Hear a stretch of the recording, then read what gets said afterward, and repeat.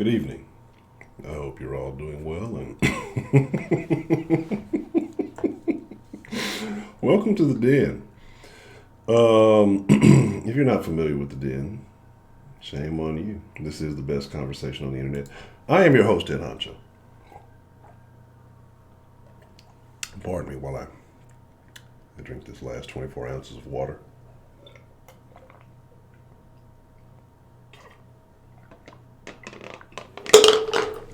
Okay. Obey your thirst. Drink some fucking water. All right. Hope you're all doing fine and dandy this evening. Should be a very interesting. This looks crazy. I've got the shit reversed. I don't know. Anyway, welcome to the Den.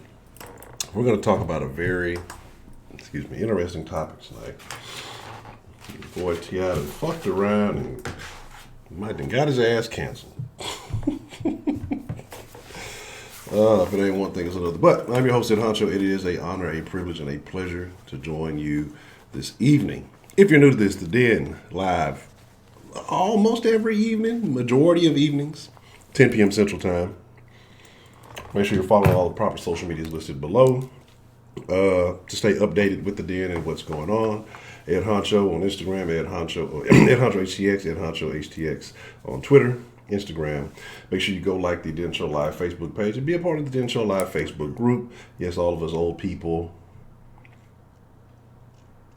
says the young kids. Come and check it out. I think it's a good deal. So, we'll put Tip in the picture. Let's put T.I. in the picture with us. Again, we'll see who we have joining us this evening. And like I said, we'll talk about it. For those of you, I know that I have not restored your accounts with the early bird pistachios from last stream. I will do that during the stream this time. I still have the list, so no worries. It's all just calm down. I will make sure that I hope it's on this tab. It might be on another tab. But let's see what we have joined us tonight, and then let's get into some intriguing conversation. Let's see, 335 in the building. What's the motherfucking deal? Rashida Reed, Miss Bell, what's the motherfucking deal? D the Gamma, what's the motherfucking deal? Cultured Anubis, what's the motherfucking deal? Let's see. Solis, what's the motherfucking deal? Unbeaten Sports, what's the motherfucking deal? Miss Grace, shout out to Miss K. Grace. Beyond a Funny Nigga, what's the motherfucking deal?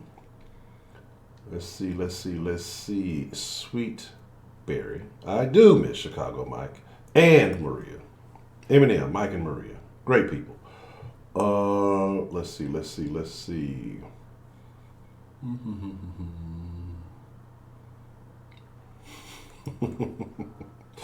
Make sure I ain't missing nobody. If I miss Eastside Hero, what's the motherfucking deal, man? DeMarkey. There's DeMarkey. We're not even gonna say anything about that guy. Ronald Isley, Shannon, what's the motherfucking deal?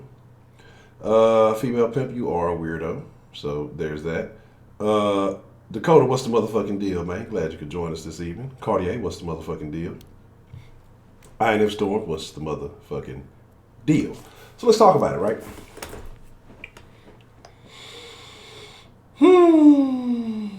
A very interesting situation. Matter of fact, we'll pull up. Let me pull up this article.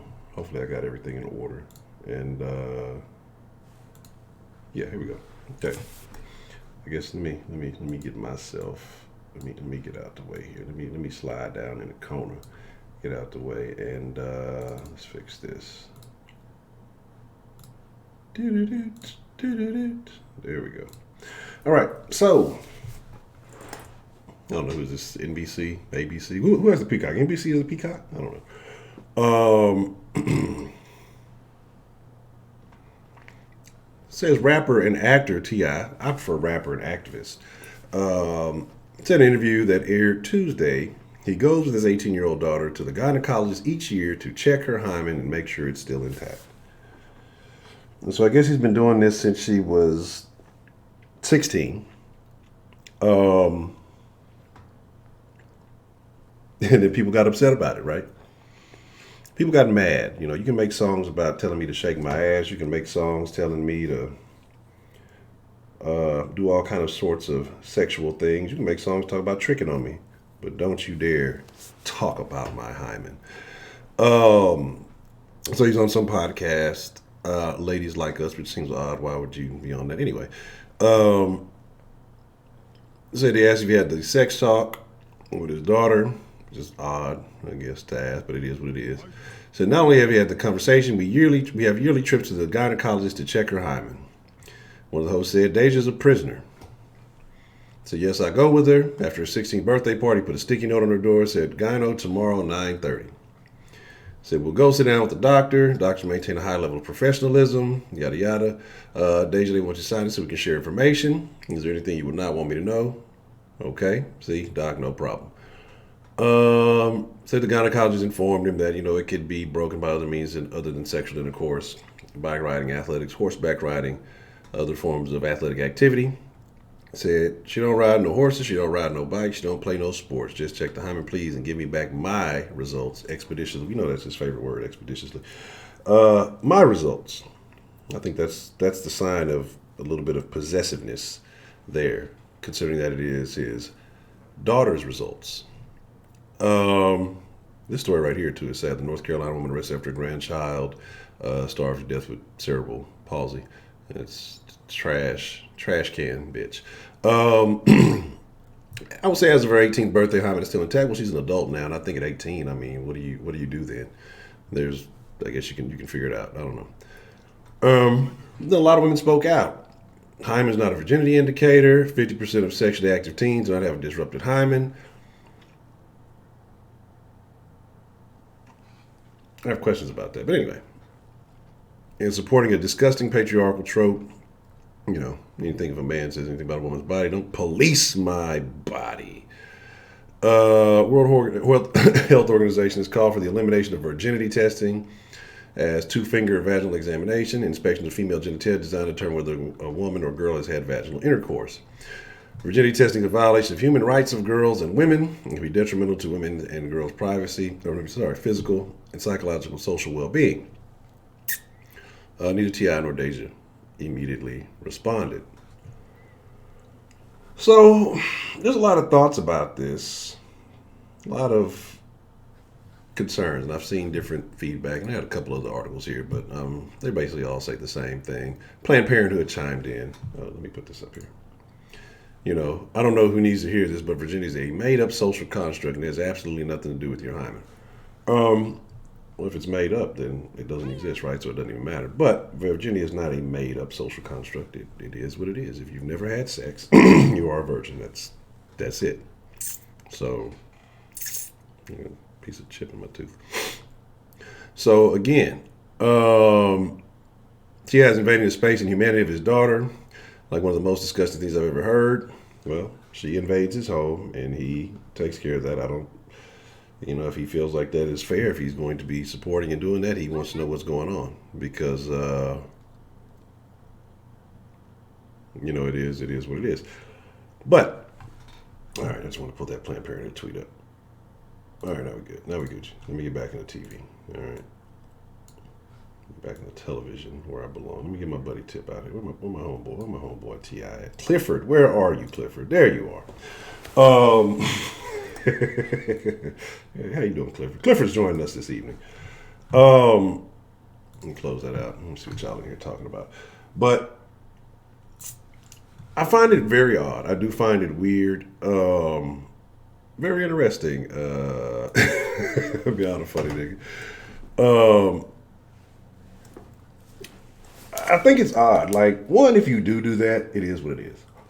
I mean, I guess you're a parent. You're kind of entitled to operate how you want to. I don't think that's something I would have put out there for the whole world to hear. Anyway, she's going to be going off to college. And let me tell you something. All right. T.I. has shown that he is a very possessive father. Girls who have overly possessive parents. Baker Man, what's the motherfucking deal?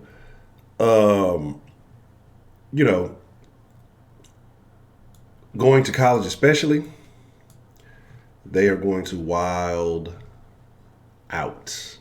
Okay? And T.I. will not be there to prevent anything. You know, so maybe he does this because he promised her somebody stays a virgin at a certain age. I mean, that could be. And trust me, I understand it. I get it. I get it. I get it. I get it. You know, but we live in a day and age, especially if you're a person who promoted a lot of this, a lot of your music has probably inspired teens to go out and do other things. That's why I say with a lot of these rappers, man, it's a lot of hypocrisy.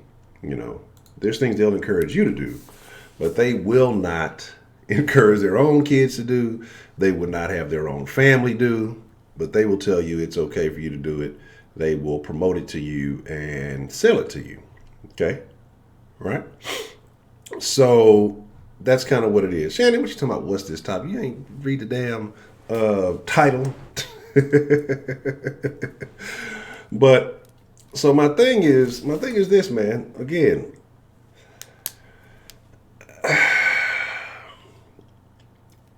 from a fatherly perspective, I get you want to protect your kids and you do all this. But again, I think there's some other underlying layers here. I think this is partly T.I. Having remorse for shit I'm sure he's done. And I'm sure a lot of fathers have that level of remorse, depending on what type of kid you were, what type of teen you were. You know, some of us were doing the diddly a little earlier than we probably should. Some, maybe not so much. But the thing about that is, yeah, maybe the hymen is still intact. Maybe all that other stuff is still good to go, right? But it doesn't mean that she's not engaging in sexual activities. It doesn't necessarily have to be vaginal. It could be a lot of other stuff. So again, like I say, when you're doing all of that, you are kind of forcing this mindset. Now, again, it may reinforce a good mindset. It may reinforce, hey, saving yourself to a marriage. I don't think there's anything wrong with that. I think that's very rare these days. And so, good luck with that. For whoever it may be. And that's why I say, like, I think there's like two angles in which I'm looking at this, because yeah, it would be hypocritical of me to say, oh, this, that, and the third, when knowing what I've done as a young man. But in this day and age, with the STDs and pregnancies and everything else that's going on, maybe he just wants to call himself protecting his daughter. Maybe out the poop hole, or whatever he wants to call it. And so I don't think his intentions are bad. I don't necessarily think his intentions are bad, but knowing in the society in which we live today, I don't think it was smart of him to put that out there, especially on a podcast that's, I'm sure, primarily female based. Knowing we live in a society where everybody will cancel you for everything. I think the best thing that you can do is have those conversations, discussing consequences, giving examples. I mean, that's the best thing you can do, because eventually you cannot prevent it from happening. Unless you're going to hire a bodyguard to follow her ass all around campus and do all of that other stuff. Good luck with that. Because trust me, what goes around comes around. Some people call it karma. Some people call it whatever else. She's famous. If she's going to be going to college, niggas will be shooting all day and all night. And eventually,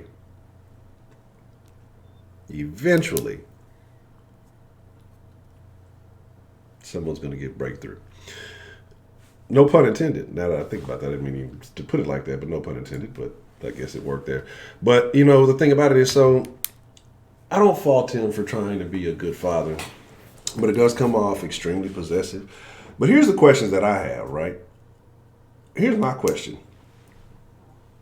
Now, is this, I don't know their family dynamic. I don't watch the Family Hustle show. I don't really know anything about any of that. Now, is this a kid from another mom? Yeah, and because this is out there, just because she's a virgin, that's going to entice more niggas to shoot her. You better watch that.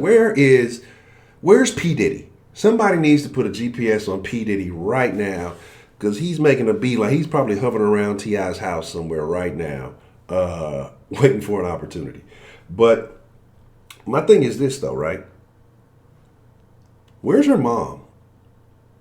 And why can't her mom take her to do this? why? I'm sure there may be different standards if it's a different. You said it's a different mom. Uh, like why is she not on the same page with this? I mean, again, like I don't know. I just find it very odd. I just find it very strange. And so, oh man, terrible, terrible stuff. So my thing is like, where is the mother in this? If this is like a way that you guys are both intending to raise your child, I don't know. Again, like I said, if it's a different mom, if it's somebody else, um, why she got to be a chicken head? Just because she went to PV doesn't mean she was a chicken head. Yes, it does. But my thing is this, right? Like I said, I have mixed opinions. Again, like I say, putting the information out there, no. But no, I mean putting the information out there, yes. Being involved and concerned, no. But again, like I say, once that pressure is released, these are all bad ways of phrasing this. Like once I say that opportunity arises to where she has the freedom to go and do what she wants to, she gonna be out in them streets like Roadrunner. You feel me? And so it's going to be. It's like it's going to be problematic. Yeah, little people just because he's short, he's possessive. But I really think that it comes down to when you were young, especially if you were promiscuous and active. I know how it was when I was younger. I know what kids do. I think that's part of it. When you realize, like, I know what I was doing in my teens. So it's just like, I'd hate to imagine my child in a situation, anything like any, and just knowing little niggas, and these little niggas nowadays are wild because they got access to all the porn hubs and all this shit. Niggas doing weird shit, putting their feet on bitches' heads and shit. It's a crazy environment, right? It's like, they got new moves, they got new wild shit they doing that I wasn't even doing back then, and it's just it's just like what the fuck, you know what I'm saying? Like I don't know. I mean, I do know. I'd hate to imagine. I'd hate to even think about it, and so I get it. But I think a lot more of this is remorse. I think that a lot more of this is, it could be overparenting. It could be whatever it is.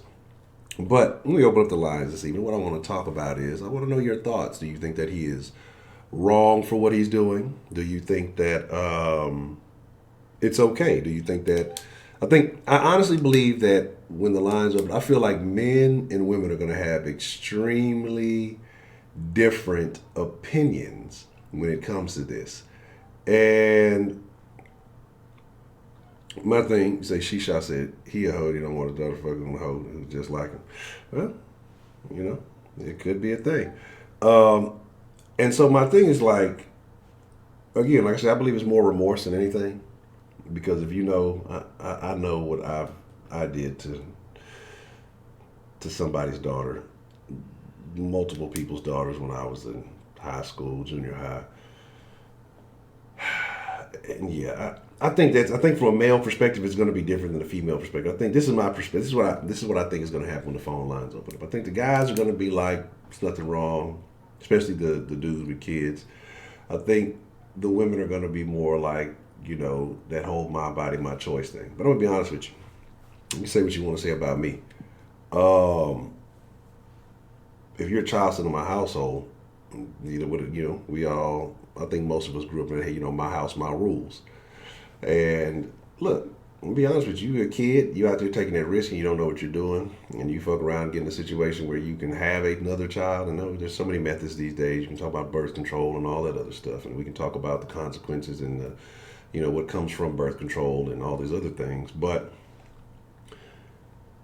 look, if you're a kid and you have a child pregnancy, and I don't have any other to deal with, you bring it up, like, I ain't trying to deal with all that. You know what I'm saying? So,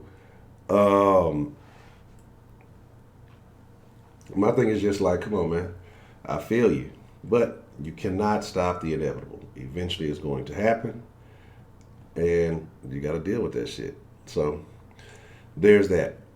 But trying to think if there's anything, if there's anything else I missed that I wanted to speak on before I open up the line.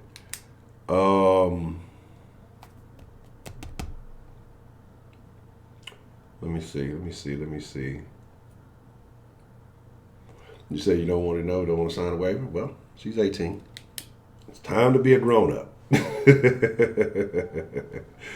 But here's the thing, though. There is a double standard. Absolutely. There's a double standard, though, right? And you know the old saying, mama's baby's daddy's baby. It is what it is. Your son, I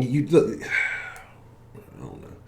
We live in a new day and age too, so let me be careful about that. But it's just different. It is what it is. As much as you don't want things to be different, look, this is society, all right? Men and women are different. The perceived roles are different. As much as we want to engage in equality in every other facet of life, there are just certain angles where it will forever remain different, and it is what it is. You know, and we can get much deeper into some other things, but I ain't gonna offend y'all just yet. I'm gonna wait a little bit before I start firing y'all up. But it's different, and it is what it is. You know, you say if his daughter asked him to do any argument is invalid. Yeah, I can agree with that. But I don't know if she's asked. He's basically telling her that she's going. You know, he put the, you know what I'm saying? He put the note on her door as soon as she turned 16. And so I guess the last 3 years, that's what they've done, 16, 17, 18. But like I said, at the point of 18, you're an adult. But again, like I said, if you're living under my roof, you're going to play by my rules. It just is what it is. If you think you're grown and you're ready to do your own thing, and go out and have those experiences in the world, then feel free to do what you're going to do, you know. So I think that's kind of where we are at this point, and I'm not mad at him for that. So let's let's get into it. Let's talk about it. Give me just a second. Let me open up the line and let's have a good old conversation about what's happening here. Give me a second. Let me log into the dilly dally. But I hope y'all are doing well. I hope life is treating you good. I hope the world is giving you everything that you hope to have. Let's see. Oh, come on. With the shenanigans. Had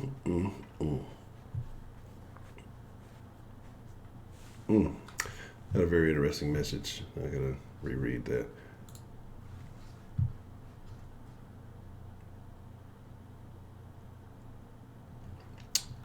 So, while I'm getting this set up, last couple of days, I've been, trying to get back into the running deal. I'm starting off with some power walking / light jogging. I gotta get my form back. My posture has gotten very bad, so that's part of it with the fatness. It's just a gut. I got this gut, and I did my fast, and I lost a good ton of it. Then I started eating like shit again, and so, anywho, the other day, as I was getting my little jog on, when you pass other people running and stuff, I guess it's kind of like, polite, and, you nod your head, you give a slight wave or whatever it may be. And as you pass each other, right? So I passed this lady one go around, like there's a track and it kind of makes a loop, but then there's a way that you can kind of venture a little bit further off. And so I kind of take the other path. I don't really like doing the loop-de-loop thing. I like taking the long route, getting way out of the way, and then, you force yourself to have to come back. Because, if you just stay around the track, you just easily venture off of it. Excuse me. And it's funny you said that, because I saw somebody doing that. Today. And I was like, hey, you know what? It actually reminded me when you told me about that a while back. So, I passed the lady as I'm venturing out, because first you hit the track, then it takes you kind of further off. I nod, hey, how you doing? She's going one way, I'm going the other. And as I'm ending my run, I'm coming back, making my way back to, cap off the 3 miles or whatever. Yeah. I see you're passing and passing this way. And I, was about to give another head nod. But I just happened to look. And this is why I say, all of you women, when you try to talk about men, you're all disgusting perverts and you should all be ashamed of yourselves. Because this old lady, well, she wasn't old. I mean, she's probably a little older than me, maybe early 40s, was package checking me. Because, I'm trying to make eye contact, and I look where her eyes, I'm just like, oh, this motherfucker, what, wait, you know what? I ain't even finna fuck with it.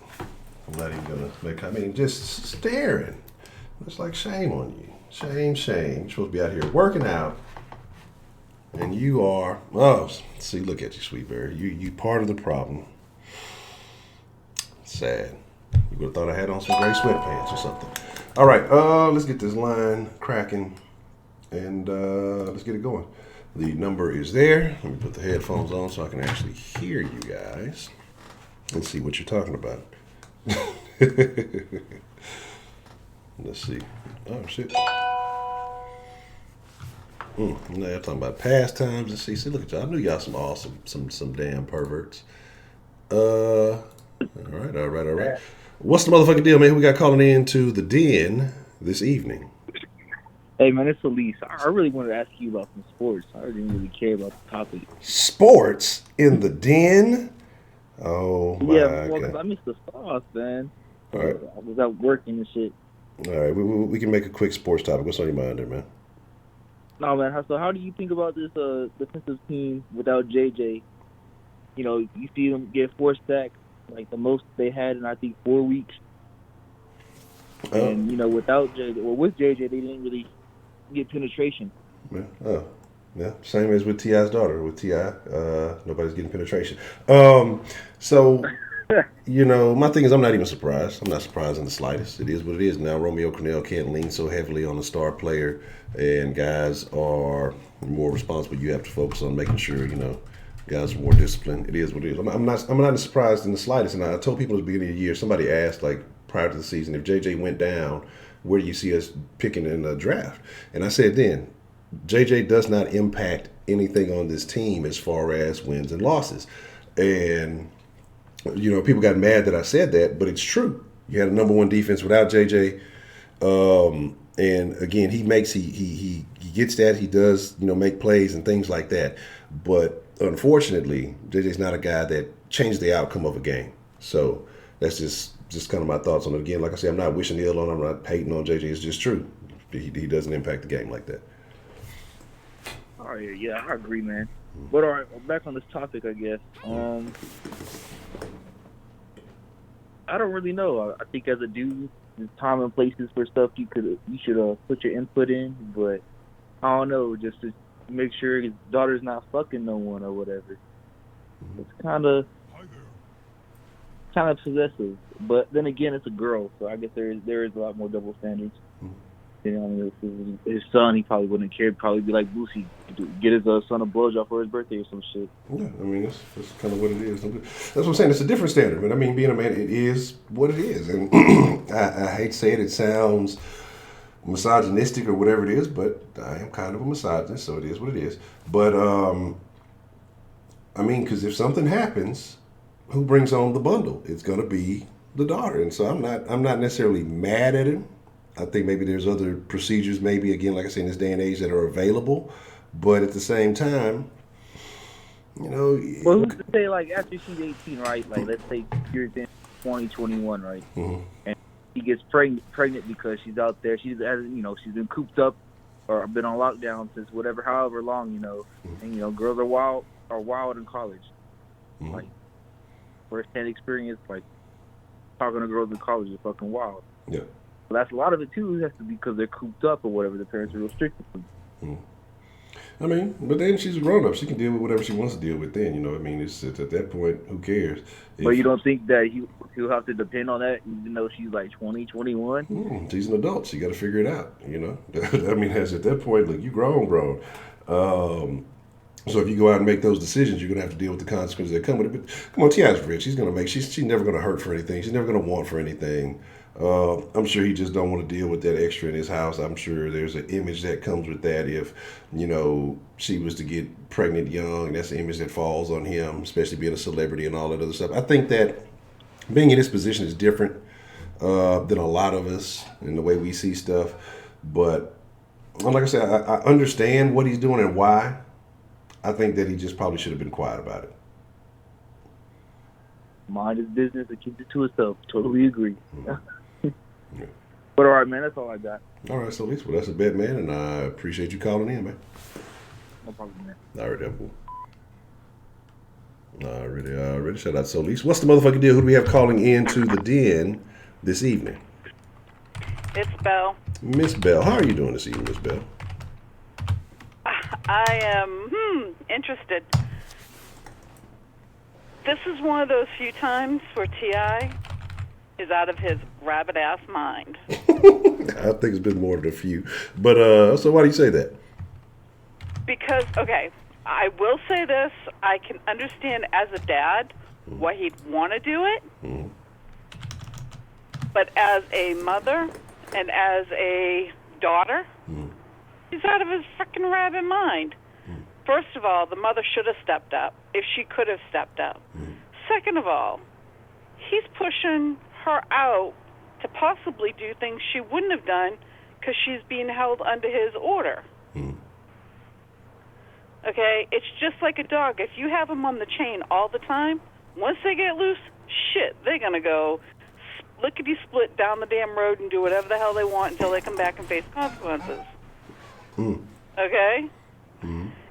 It almost becomes like the pastor or the preacher's kid or the cop's kid when you're held to a higher standard and accountability, and then out of sight, out of mind, I do the hell I want.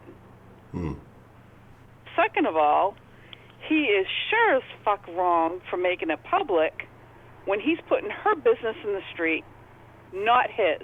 Yeah, I agree with that. Okay? And her being a minor, I mean, it almost, you can almost sort of see psychological abuse with that. Because, like you said, it's controlling. And it's one thing for you to go to an appointment with a child. I've gone with both of my kids for their appointments. Now, my son turned 18. I didn't go in. That was his deal. That was his bag. And if there was something I needed to know, then he told me. Same thing with my daughter. It comes out of respect for raising them right. Yes. And I understand that he got multiple baby mamas, so that's more talking about him and what his life was, and he's putting his past on his daughter, and that ain't cool. You know, we shouldn't have to carry our parents' burdens because they fucked up their own lives. I could agree with that. Now, like I said, as a semi-helicopter parent, I totally get it. You want to make sure that your kids are doing the right thing all the time. But if you don't let them go a little bit and show trust, they will become resentful of it. And later on, I can bet more money than I can afford to lose. She may end up publicly resenting him, or she won't have the relationship with him that he wants her to have because of all the things that he's done publicly. It's hard enough when you're a celebrity or family of a celebrity to live in a fishbowl, and for somebody to put your business out in the street like that, that's pretty damn fucked up. Yeah, I think so too. I definitely. I mean, even us private citizens, I mean, you know, my kids wouldn't want me saying stuff about them or vice versa. You know, this ain't the small town church where there's 25 to 40 members. We're talking about this is worldwide.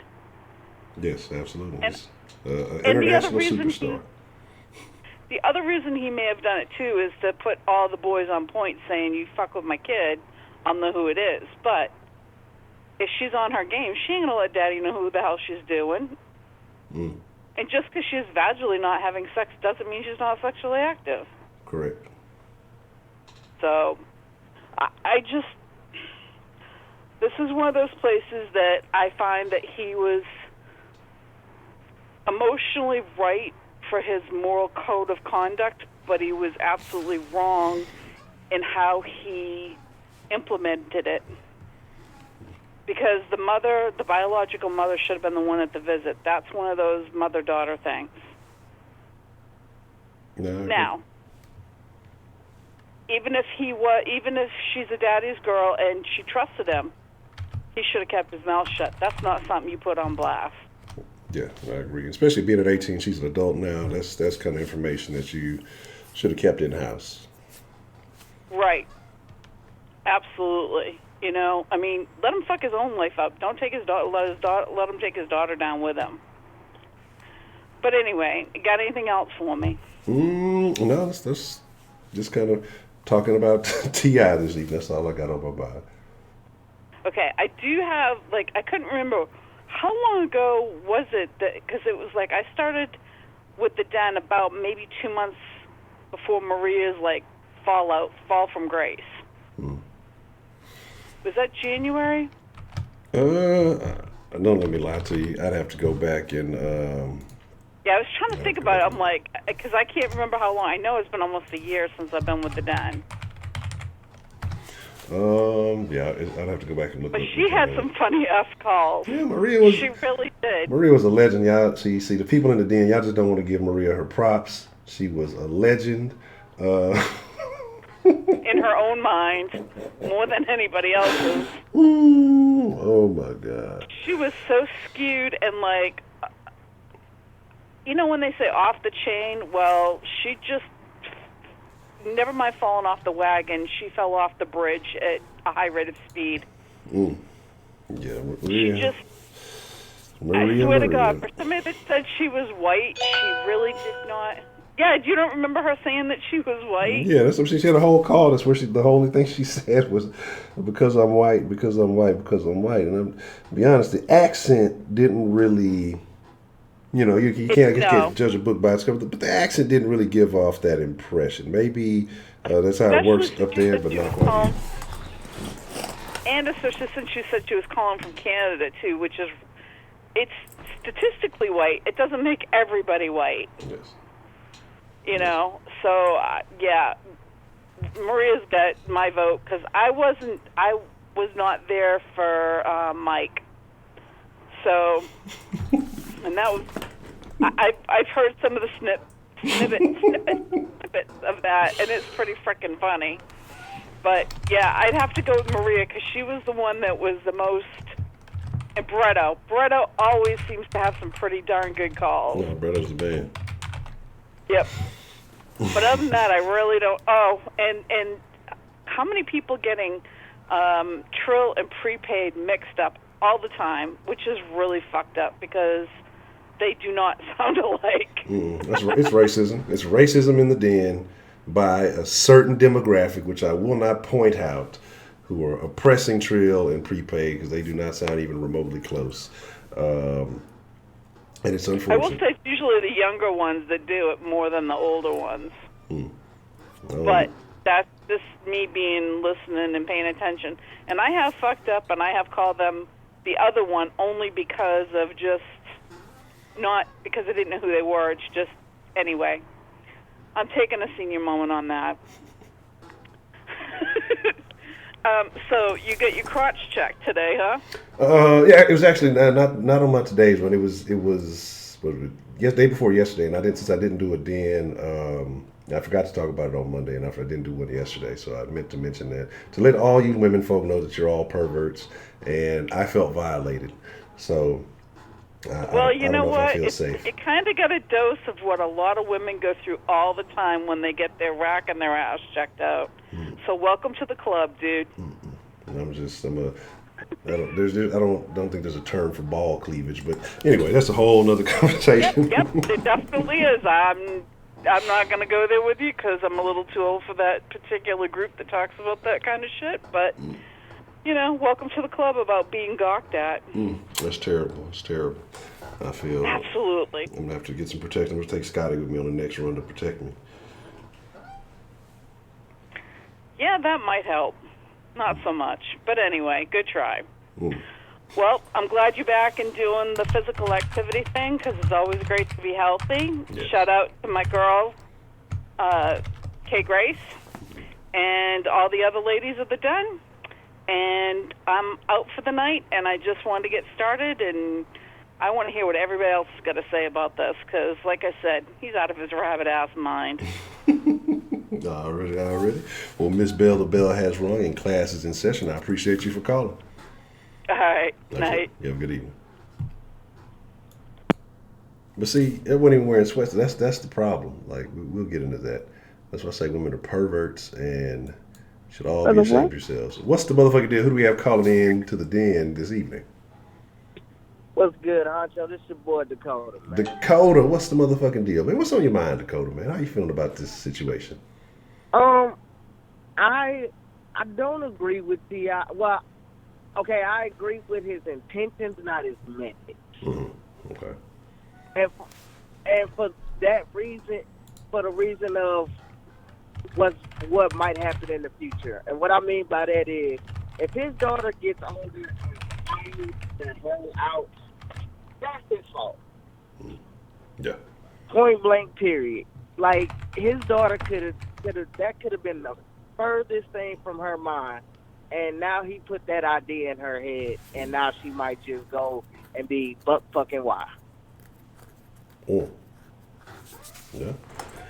She's gonna be off the leash, and then that's the thing too. And now that everybody knows the business, I think I don't want to say it puts a target on her, but you know just as well as I know how niggas are. And any nigga that has the opportunity is going to try to take it, and eventually, you know, she may have walls built up and all this, and he can be the greatest dad ever. I've known some daughters with some strict dads in their day, and as soon as the opportunity was given, shit. Exactly. Yeah, so, you know. And with that being said, like, so I have a lot of blowback for how I raise my daughters. Mm-hmm. I have two, by the way. Okay. And I'm raising my daughters. I'm not necessarily their friend, but I'm somebody that they could come and talk to. Yes. Me and my 10-year-old daughter had a dialogue about a boy she liked. Mm. I didn't say, oh, no, you can't have any boyfriend, because I know that I can't stop her from having sex. If that's what she's going to do, that's what she's going to do. I'd rather her dialogue with me about it than to hide it, and then she becomes a teenage parent. Exactly. Because her mom was a teenage parent. You know, I had her at 19. Her mom was 16. So, you know, coming from that situation, I know exactly how I think I know how to avoid it. I'm not going to say that's going to avoid it. But like I said, I'd rather her dialogue with me and be open and honest with me about it than to take the route of my wife. And what I mean by that is, my wife, up until 19, when I met her, because I'm 5 years older than my wife, I'm 30, she's 25. But when I met her at 19, she was the most sheltered person I have ever met. And her life didn't really begin until we started dating. Yeah. And man, Honcho, when I tell you she went buck fucking wild, like she wild the fuck out. That's because her dad had her in Friday night church, Sunday night church, Saturday night, Monday, Tuesday, like four out of the 7 days she was at some type of church function. Yeah. Oh yeah, definitely. Yeah. When she got out to church, because I'm not even going. They might be listening, so I ain't even gonna say nothing about no church girls. But anyway. But yeah, but definitely.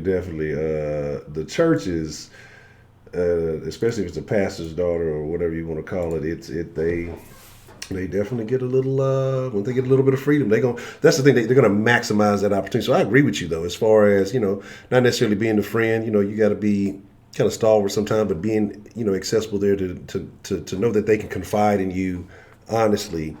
I think that's extremely important. I think that's where we need to be in this society, because it's different. The kids now are different than when I was younger, you were younger, or even the older generations. It's different. The information that they have access to, the opportunities that are created these days, and then the agenda that certain things are getting pushed these days, especially towards children, which I find sickening.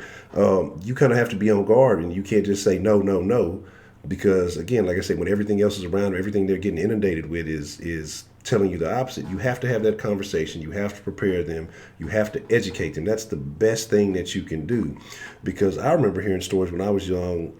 My mom would tell me about her friends and stuff that people were they would suppress this stuff so much. And she had a friend who was basically grown and having sex, and she thought kids still came from the Cabbage Patch. You know, she didn't even know what was going on when she got pregnant. And so, like, you can't suppress all of this stuff. You have to talk to them. You have to tell them how things work, and you have to, kind of give them some game. But at the same time, it's not telling them, oh, go be free, Willie, go do whatever you want to. But I agree with you. You have to have conversations. But again, you can't be the too friendly role either. So diving deeper into that whole dialogue with my daughter, she was telling me about how, she didn't want to end up like her mom being a teenage parent. I was like, I'm basically giving a game for free $99. That's what I'm supposed to do. I'm her dad. Mm-hmm. With that being said, it's just I'm trying to find. I'm still learning. I'm still growing. Even though I have 4 kids, she was my eldest daughter is actually number 10. I was supposed to be a parent at 14. So those are the situations that I want my daughter to avoid. And if she ends up in a situation like her mom being a teenage parent, I'm not gonna I hate when, especially in the black community, I hate when they say, "Oh, my daughter get pregnant, I'm putting her out." Mm-hmm. First of all, that's the dumbest shit I've ever heard, because I hear black people say all the time, "Oh, at 18 they gotta go." Mm-hmm. At 18, what do you really know about life? You don't know shit. So when you say shit like that, and then you're willing to put your teenage pregnant daughter out, that's the dumbest shit I've heard, because now you're throwing her to the wolves. Now you're creating a situation to where she is forced to grow up or forced to do what she got to do to get shit done. Mm-hmm. So, like I said, I agree with his methods. I mean, his intentions, not his methods. Because he just wants to be involved, and I get that. Yeah. But going to that extent, you're potentially creating a monster. I agree. So do you think it's better for him to be on that level than be a deadbeat, though? I mean, would you, in your opinion? No, I'd rather him be involved with it. Like I said, I don't disagree with what he's doing. I just disagree on how he's handling it. Okay. That's my only gripe with it. Okay. All right. That's interesting. Okay, I get it. All right. Anything else that's on your mind, though? Nah, that's about it, man. That's like I said, that's about it. So that's my time. That's all I want to get out. Okay. All right. Well, I appreciate you calling in, Dakota. Like I said, I can't disagree with that. I can't disagree with that at all. All right. All right, man. You take care. I'm still tuned in. I want to hear what other people got to say. Already, that's a bet. All right. All right. Y'all give me a second. Well, I'm going to take this call, and then I'm going to do a Honcho hiatus after this call. Because I should have drank all that water right before the stream.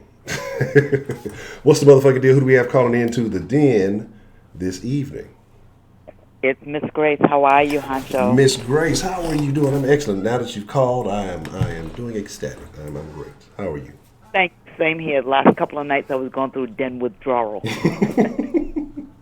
Okay, we good. So I mean, what's on your mind? How do you feel about this situation here with T.I.? I disagree with it, but I understand it. Only because I was brought up that girls were to be more preserved.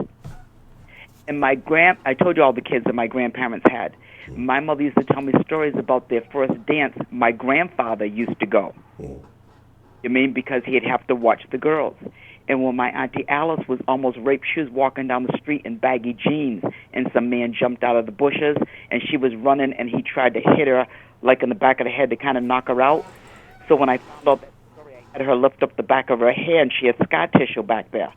You mean? And my grandfather blamed her for that.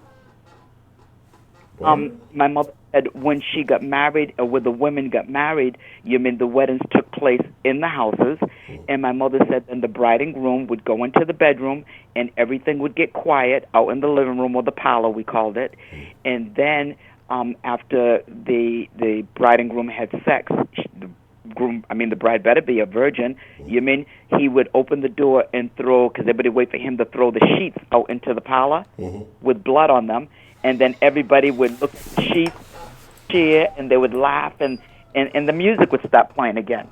That's just the way it was.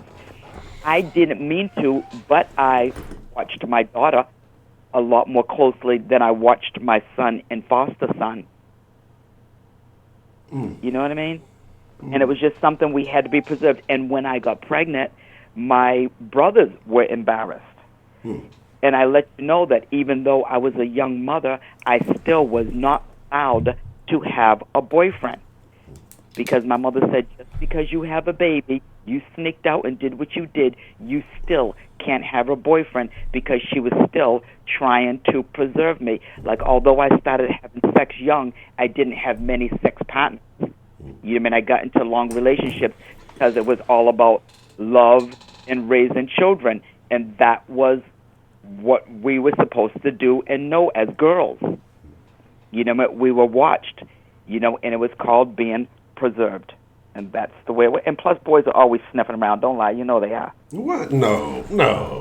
But yeah, absolutely. Boys are always sniffing around. You see these excited girls with boogers coming out their nose and they're pregnant. Somebody did that. Yeah. And it was a guy. And a guy once told me, when nobody's looking, even in a guy in a three-piece suit, when nobody's looking, he'll fuck about anything. And I kind of believe that. And most men do cheat. Come on, guys. Black men don't most cheat. Men do.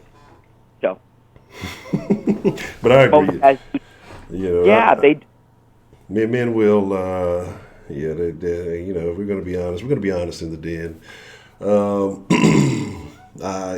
Most men will definitely do some things that they will regret. I will not lie and say that my resume is sterling. I definitely have. There's 2 or 3 on there that I wish who was that? One of the chicks that went on the Breakfast Club said that your whole resume erases after a couple of years.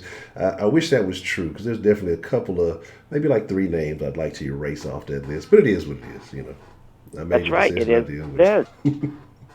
That's right. And and then even when I was when I had my son, like I said, I was in junior high school. That's what it was at the time. And then I went on to high school, and even though I wasn't allowed to have a boyfriend and I had a baby, I did sneak, and I was with Donald, better known as Dolomite. Remember I told you that book that was written, and he's in there for the case with my cousin Parky Grace.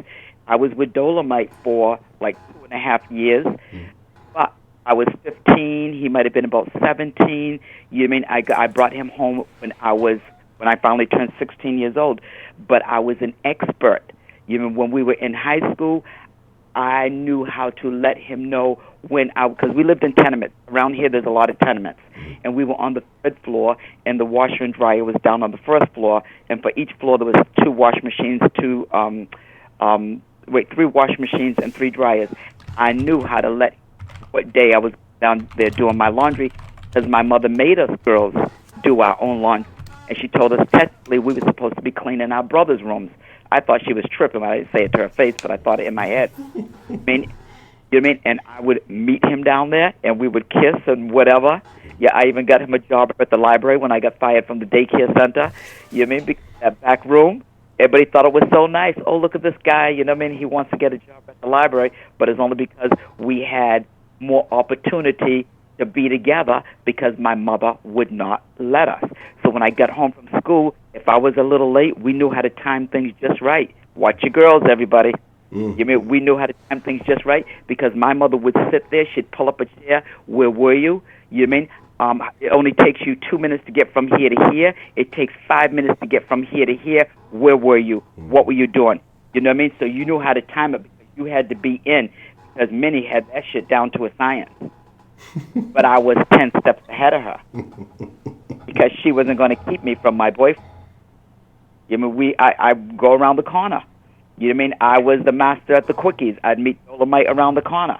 You know what I mean? And like I said, we had a long relationship. Even though we were kids, everybody knew us as like the young old lady couple. You know what I mean? Some of his family members even think today that my son is his son, but he's not. I got with him when my son was about maybe 5 months old or whatever, and he was good. We worked. We sat there. We had a hope chest. You mean what was a hope box? We collected things. We went to the S&H green stamps and the gold bond stamp place. We walked over the bridge. Got the things that we wanted that we had circled in the catalogs. At school, we had real plates to eat out of, and silverware and things like that. So we'd steal some to put in our hope chest, and our friends would, and put them down in our pockets and our pants and clean them off. We did bowling at the music park so we could sit there and get more things. For our house when we got married. We were doing all of that. But I needed to be watched. But I don't think that anybody would have been able to watch me as well as they wanted to, because my mother sure did try, but it wasn't working. As long as I had to get out the house and go to school and things like that there, I was being with my boyfriend and nobody was stopping me, not even me. Look, I'm telling y'all, the day the little one think she gonna get active. Be in that scene like that scene from, what was that, Bad Boys 2 with Martin and Will Smith. But see, the thing about me is, I'd have to hide one of these little niggas. I'd look.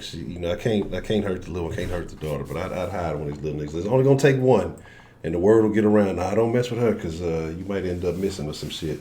So I'm gonna have to take a different approach. Yeah, my dad wasn't here. He was military. He was elsewhere. And so I was doing what I wanted to do. But nonetheless, you had a boyfriend. You didn't run around with a bunch of guys. Yes, I messed up and got pregnant. But my mother was still, she was trying to keep a watch on us, and she served all of us girls.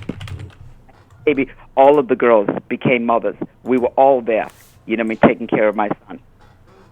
The boys didn't have to, but the girls, that was our role. We all had to cook. We all had to clean. We all had to be watched because my mother said so. Well, at least you had a good family dynamic too. What is the saying? It takes a village. So that's a good deal. That's right. But I'm going to get off because I'm going to listen, and I'm going to see if my guy Coat Red is still talking about my accent and counting how many times I said I mean, and read how Heidi's talking about me. Those two dog me out. Don't let him make it. Don't let him make it. Get on him. Heidi can't even speak English. You can't let her talk about you like that. I love it. You have a good one. All right, you too, Miss Grace. I appreciate you calling in. Okay, bye-bye. All right, bye. All right. Give me a second. Like I said, we'll take a quick Honcho hiatus. And then we're going to get back into the conversation. That's a good call so far. Very interesting. And just fun. Be like right back. Just be right back.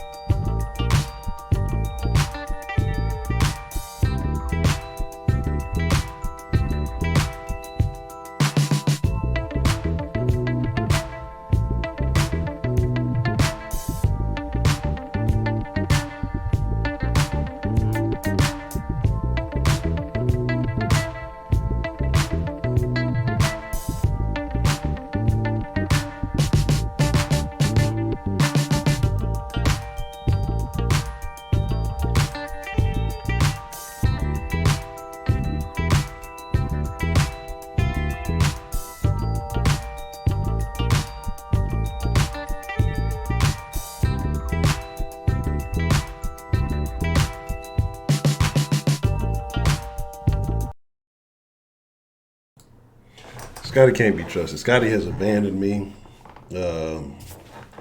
Scotty don't give a shit about me. He don't even hang around me anymore. I even gave him a nice little haircut, and he don't even want to fuck with me no more. I hooked him up. Scott is untrustworthy. All right. So again, like I said, it is very interesting. Kids are very sneaky. I had a lot of freedom, so to me, it wasn't really a thing. But I saw how shit. I got some moisture. I got a little moisture on there still. I don't know. I might have dried them. There you go. Let's see it. See they wet. But so my thing is like like this. But I did know because of my devious mannerisms. I did have a couple of V cards in my collection, and chicks that were suppressed. As soon as they got that opportunity to get loose, I mean, they went nuts in college. They went nuts. Like, it's a fact, and so that's why I think that Dakota's right. Have those conversations. And again, I know a lot of parents, they think it's uncomfortable. A lot of parents think that they're just figure it out. A lot of parents handle their kids the same way that they were handled. I think that you have to be genuine and honest about these things, and explain. If this happened, you allow this happen or this happen, then you're likely to get pregnant. You have to have the conversation with the birds and the bees, because kids are wilding out, and I think on average the age is decreasing, because again, like I say, everything that's being put in their face, everything from every angle that they're getting introduced to. Like, when I was young, shit, you had to deliberately go out and try to find adult material. You had to do some searching. You had to have an uncle or some shit. You had to fucking be cool with the dude at the store, or you had to have some little Hispanic friends who jumped in the dumpster and were able to procure a collection of hustlers and playboys. But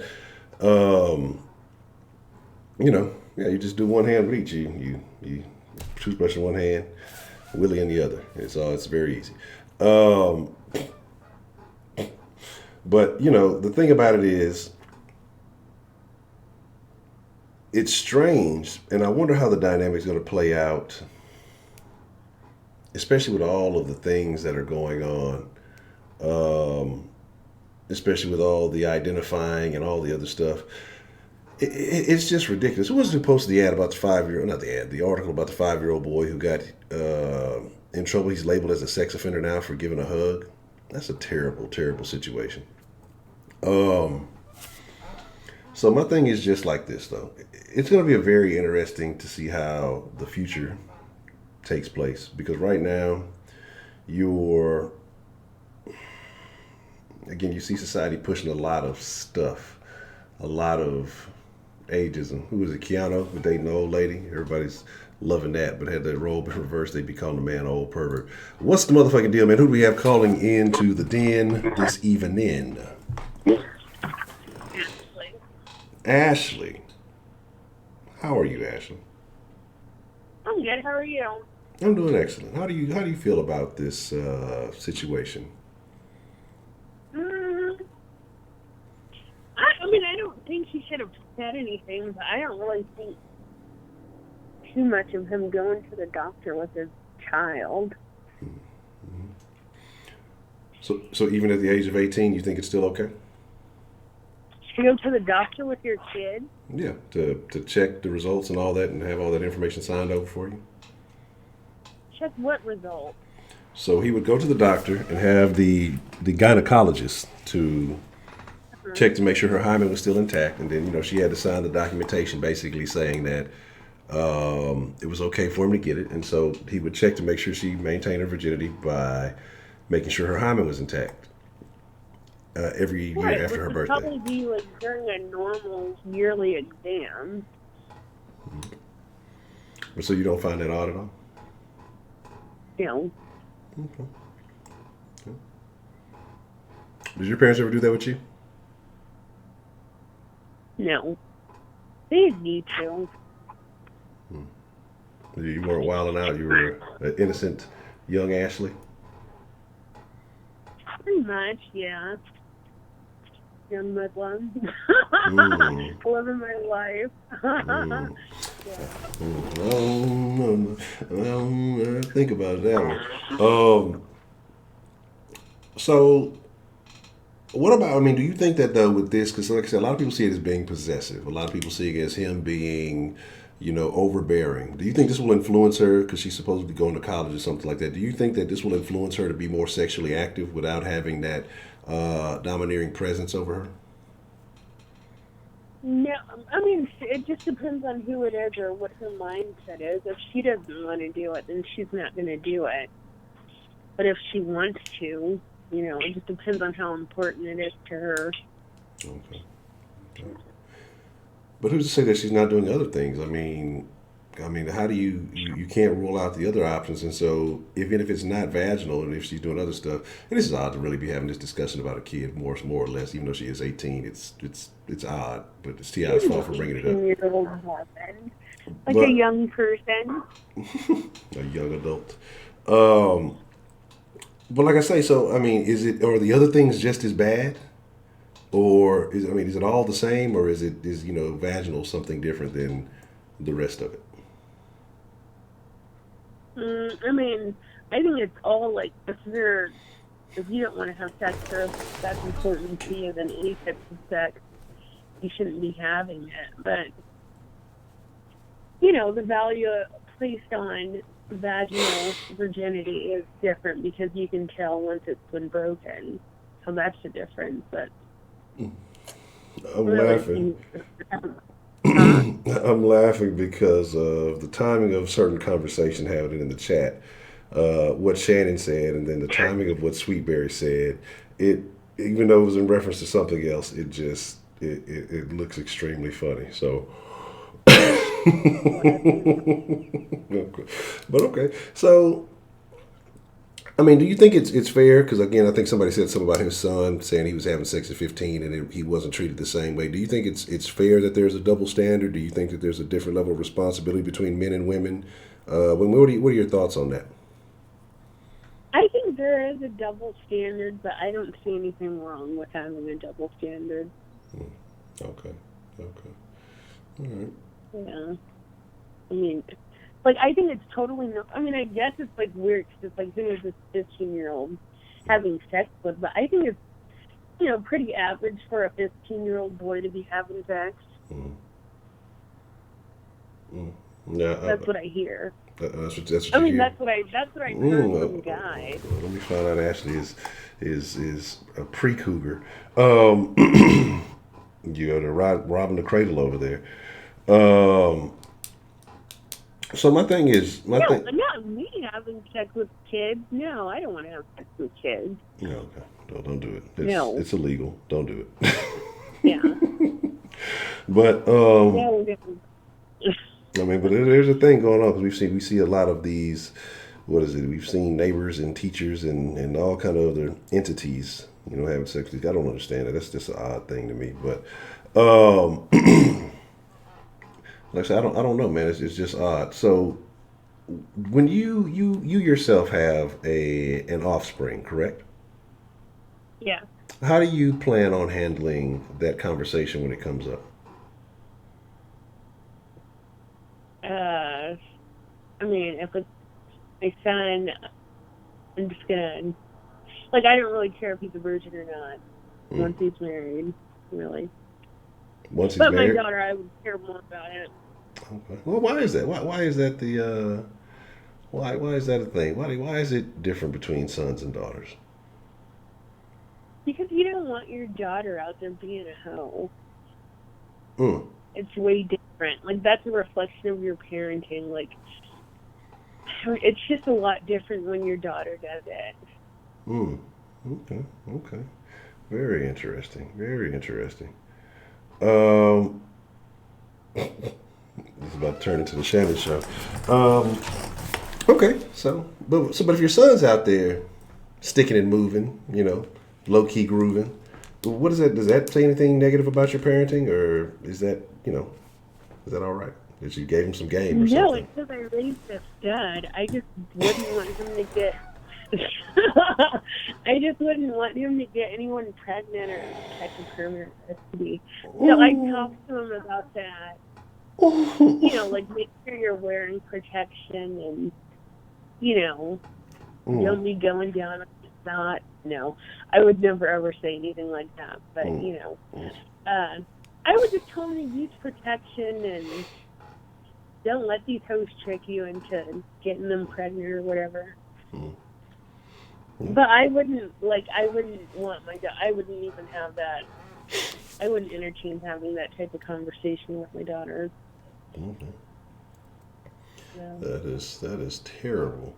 Look, I think that, you know, I have no issues. I think that you have to talk about, because especially if your kids go to school, public school or whatever, because the other kids, not, you know, all these other parents are not as commendable, or they're not as responsible, and kids are going to figure things out. And I think I'd rather be the person providing the information and being a trustworthy source, even though it may be awkward for the kid initially, than them going to these stupid ass little kids who don't know shit, you know, and getting this information and thinking this is cool, that is cool, or, you know, operating off emotions, especially during, you know, those pubescent years when all the hormones are going crazy. I would give my child the information, whether or not it's a boy or a girl, but I would never ever, like, I don't think I would ever make my daughter feel comfortable enough with me, like, just me knowing the person that I am and how I would raise my daughter. I wouldn't want her coming up to me telling me that she's interested in sex. Like, that just wouldn't go over well, which I know is a bad thing, but yeah, she's going to have to get married. She wants to do all that. I find it odd because I'm thinking about certain experiences that I had when I was young, and it seemed like certain parents were, I don't know, man. Like, I don't know. Because there were daughters that I encountered, their parents seemed like they had no issue. But I think different cultures matter too. But there seemed like there were certain parents who didn't care that, like, you can't put me in a closed room. You know, I don't care who the fuck is there. And, you know, it is what it is. It's happened. You know, look, I need doors open, windows open. Look, as a matter of fact, y'all sit y'all ass in the living room. But I mean, I don't know. I think different strokes for different folks. It is what it is. But, yeah, I think there's some parents that don't like me to this day, but it's okay. It's their fault for not taking the proper precautions. Wait, what happened? What are you talking about? No, I'm just talking about I'm just thinking about it, like when I was younger, in my teens, and some parents had no problems with their daughters having boys over, and, you know, like coming over in closed room. Like, I'm just thinking about it now. Like, that's crazy. There's no way I would ever do that. Like, there's no way I would allow. But my best friend growing up, they were all guys. Like, I would, like, sleep in the same bed as my best friend, or, like, you know, be in my room with my best friends, and I wouldn't be doing anything. Are they gay? No. They're very straight. As far as you know. Hey, no, look. Say that now. Yeah, but look, there's no, if a girl's staying over, yeah, we're not going to play best buddies over here. There's a purpose and a reason. You know what was weird is everyone thought I was gay when I was young, which is weird. Well, that might have been the problem. Like, I mean, yeah, I guess that could have been the problem, is that I wasn't interested, so everyone thought I was gay, but no, he was straight. Okay. And he was having sex so young, like really young, and he had took these two best friends' virginity, like a month apart. Oh my God, it was the funniest thing. Oh, there's a story. Wow. Ooh, yeah, that's a relatable story. I mean, I personally think it's disgusting. But Hey, you got to do what you got to do sometimes, and the opportunity presents itself. You got to strike. You know, the window of opportunity can close quickly. I was actually trying to shoot for the trifecta. I was this close, but you know, that's a whole other show topic. But you know, my thing is just like I say, it's just I don't I don't know. It's just I just can't see it happen. I mean, I guess that's when you're growing up and you're going through it, you do it. But when you're an adult, I don't know. Maybe just they didn't think like that. I have no idea. But I know I wouldn't trust a little nigga like me. Absolutely. Be around your kids, like. Not everybody wants to just have sex with everybody. Well, I'm not going to provide the opportunity. Okay, I'm not going to allow it to even occur. So I think we'll leave it at that. What virginity? That's terrible. Yeah, I mean, I don't know. I guess it's like a little bit barbaric for these times, but I don't see anything wrong with it. Like, she should be a virgin, and more parents should be in their kids' business like that. Okay. Like, what do you want her to be forced to kill a person just because it's inconvenient? Do you want her living with those type of decisions? That's crazy. That's wild. Yeah, I agree, and I think that you're young. You got so much to live for. Don't get caught up, so young having kids and things. I think there's a lot of mothers especially who regret it. And I think, like I said, I have no problem with what he's trying to do, but I agree, like what Dakota said earlier, it's just the method in which he's doing it. Try to set her up for the best position in life, but maybe there's another method or however you can look at it. Okay. Is there anything else that's on your mind? I mean, huh? You're all in. You just be a complete tyrant, is what you're saying.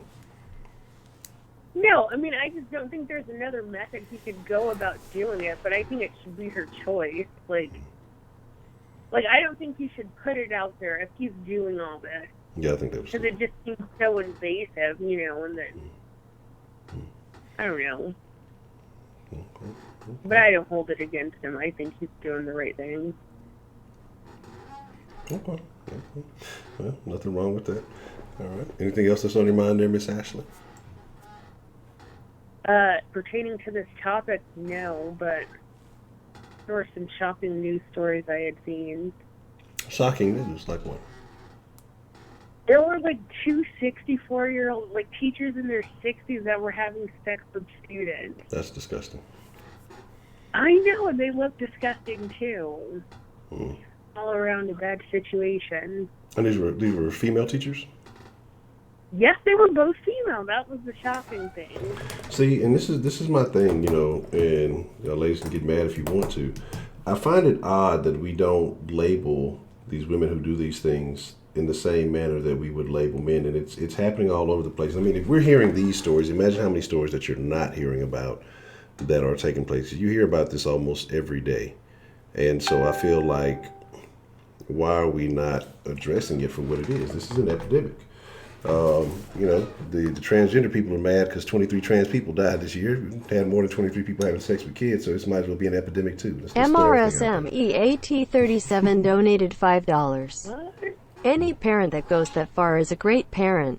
Anyways, that's all disgusting, but taking myself. All right, Miss Ash. I'm going to have to look into that, so I appreciate you calling. You should. If I could, I'll look for it and I'll forward you the article. Yes, please. I would definitely. I don't want to look into that, but I will. All right. All right, Miss Ash. Thank you for calling. Yeah, thanks for taking my call, Nate. Good evening. Man. Whew. Yeah, man, Dakota, that's definitely something we can talk. We will definitely be addressing some of that soon. I'm giving the folks a couple of nights off from the transgender topics, because y'all swear I'm a transgender hater. I don't hate anybody. I just think that there are certain things that should be handled a certain way. We shouldn't be conforming to a small, minute percentage of the population. The masses. We have to acquiesce to what these people who are generally not as stable, if you look at it, to what they want, as opposed to, you kind of got to fall in line. So it is what it is. Roscoe, what's the motherfucking deal? Okay. Oh, my fault. I missed the call. See, that's the one thing about the phone calls being silent. Call back. I believe I know who that was. Please call back. Let me see. Would it say Ferocious in the building? Wait. No, Ferocious, what's the motherfucking deal?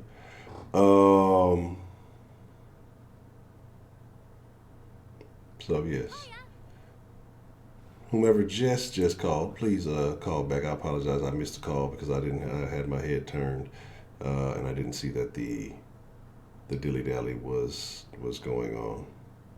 So there's that.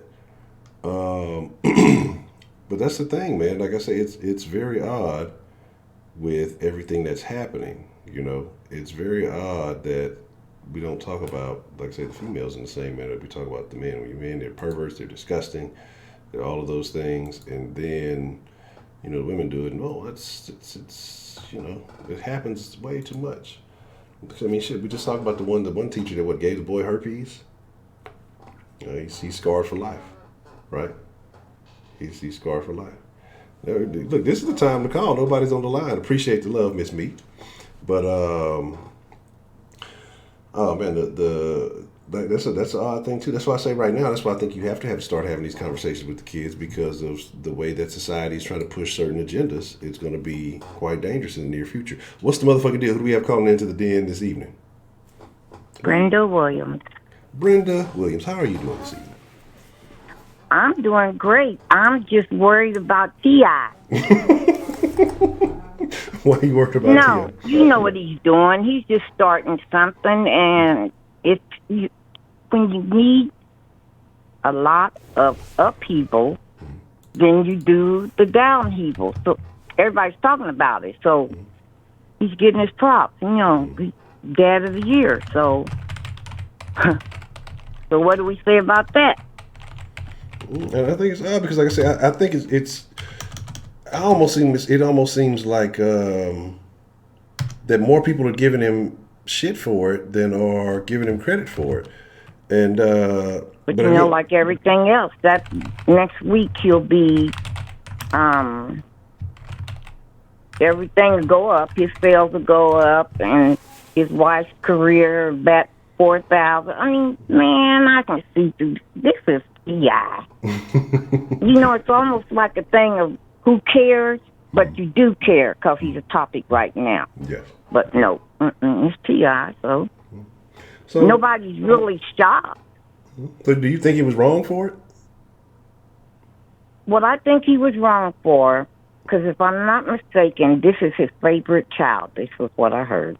So if this is his favorite child, I don't know if this is he and Tiny's first baby, because I was trying to look up some stuff and I couldn't find it. But now if that boy was laying at 15, I don't get it. That's the only thing I don't get. You know, are you pressuring her? Why not pressure all of them? That's the way I would do it. So I'd go to the doctor with them too. But I just think it's, you know, all of everything's going to go up for T.I. I mean, look at him. Now, he ain't been the Dad of the Year forever. So, you know, I can see why this would be something he would tell, and they talk about and smoke cigars and all that bullshit. That's it. Okay. So you think it's just a way for his name to be back in the news, basically? Yeah. And I can understand that because, you know, we ain't been getting good things about him because they got that open marriage. That's a bitch. I mean, so what are the kids seeing? I mean, there's so much mixed stuff that I don't agree with in their home, but that's not my home. You know, so... Yeah, and again, as I said, it's T.I. Yeah, that's a very good point that you make, especially, you know, because he's been, you know, accused of philandering around a little bit. And then when you're a public figure doing that kind of stuff, does it almost seem... And then there's another child, another suspected child, Honcho. So, I don't, you know, they separate, they go back together. What are the kids seeing? That's what my point is. You know, I'm glad this little girl's good. I'm glad. So you don't see too many good 18-year-olds nowadays. So I'm glad. But I don't hate him for going. I hate how he did it.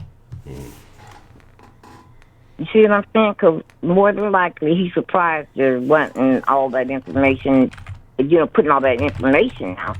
But I don't hate him for going because I think that's deadly. I like that. But, Okay, Well, and about that damn chicken sandwich, I wish a motherfucker would have come in. That's the reason why I have to carry my gun in my purse. I'm just going to be honest. Well, we can do it here. We could, in Arkansas, we can have our guns. But I wish a motherfucker would say something about a Popeye's chicken sandwich. I do Brenda sandwiches. I ain't got time for all of this. And Miss Grace said they're trying to kill the black people with salt and fat. That was so funny to me. She's on point. I like her. She goes in. Yes, ma'am. Miss Grace is very good. And I don't care if I ever get a sandwich from Now, they're not my, pride anyway. Chick-fil-A would be mine if I wanted to eat out. But anyway, enough about that. And what else did I want to tell you? Oh, yeah, do you. I wrote you that note the other day. Do you, when you took some time off? Oh, yes. Do you. Oh, well, I appreciate that. It can't be nobody but you, do you? This is true. This is absolutely true. So, Honcho, I've got to go now. It's been real. Oh, Miss Brenda, I appreciate you calling. This your first time calling in, Miss Brenda? Huh? Is this your first time calling in? Listen, I've tried 3 times, and I didn't even know I was subscribed to your channel, too. My boy did it for me, because he liked you, and he did it for me.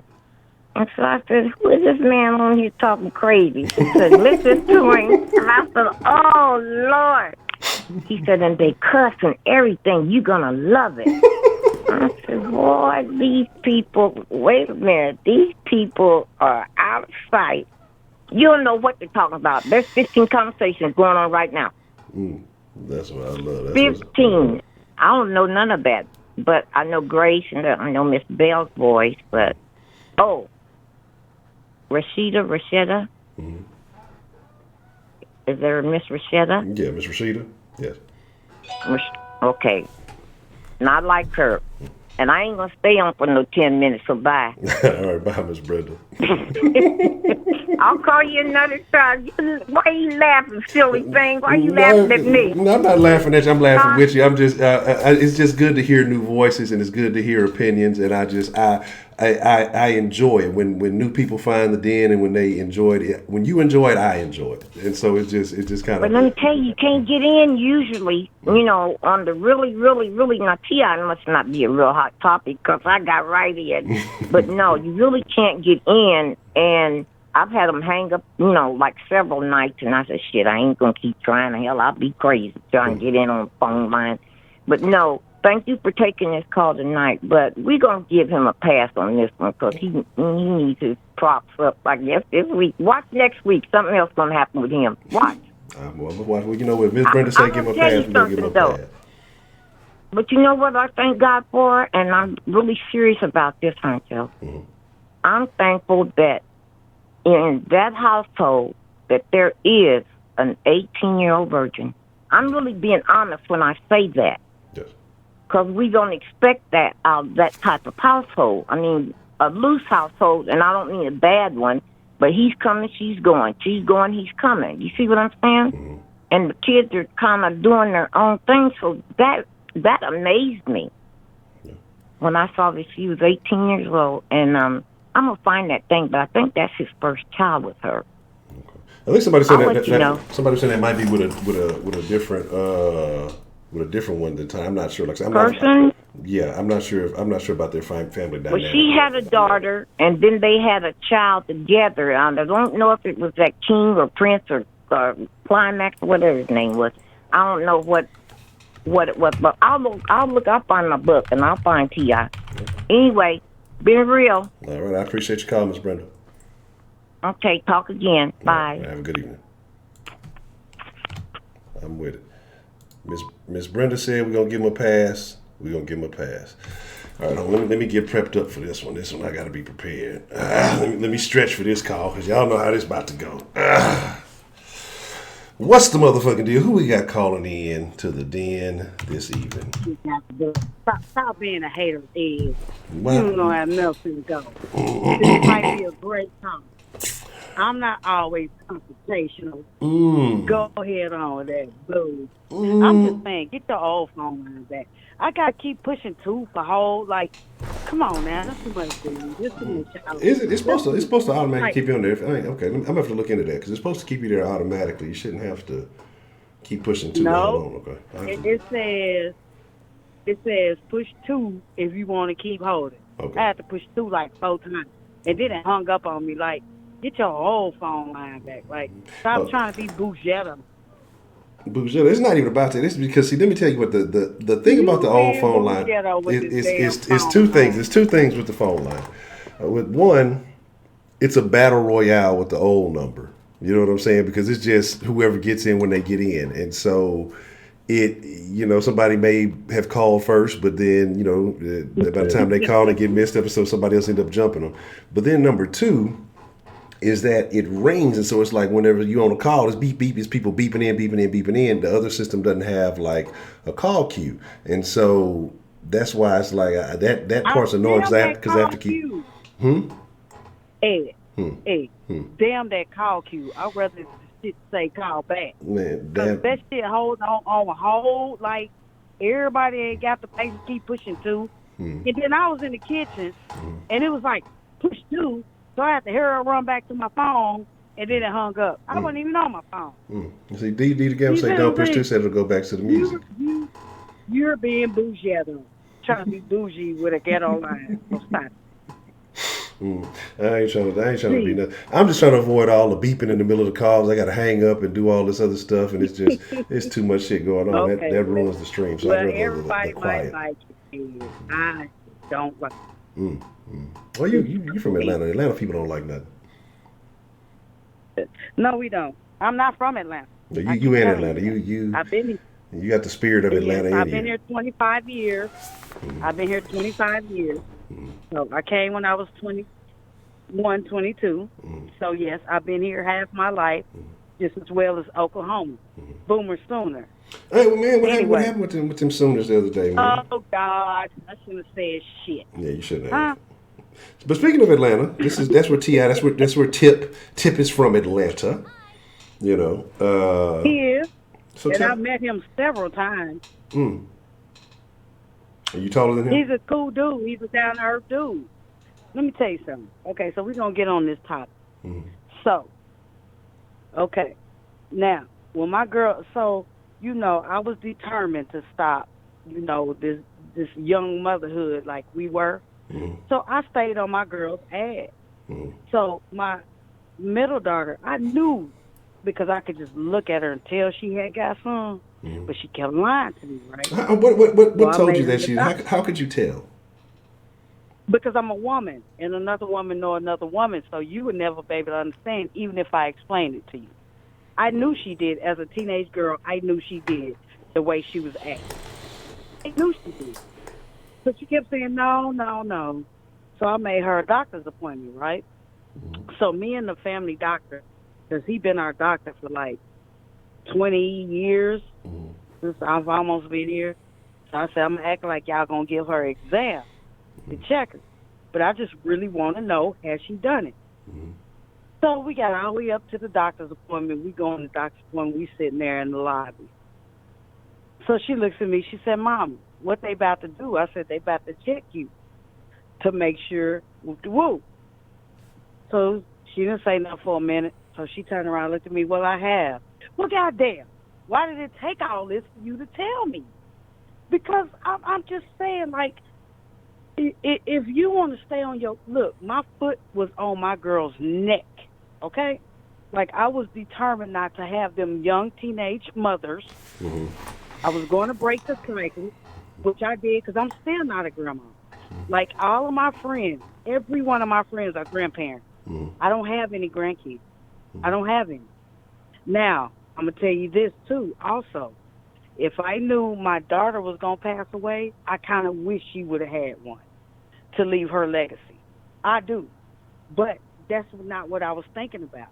I was thinking about breaking that teenage mother cycle, which I did. But what I'm Because saying, my so, son is but you, 30. but you putting that foot on her neck, though. But do you think that may have pushed her towards doing it? Well, when she was, if they're gonna do it, they're gonna do it. But only thing I wanted them to do, and what I explained to them was, I can't stop you from doing it, but just let me know so I can take you to the doctor to get some rubbers and get some contraceptives and this and that. I never told them not to do it because you can't not tell a girl not to do it. You cannot tell a man not to do it. Mm-hmm. So the way I said it to them was, just let me know. I'm not going to be mad.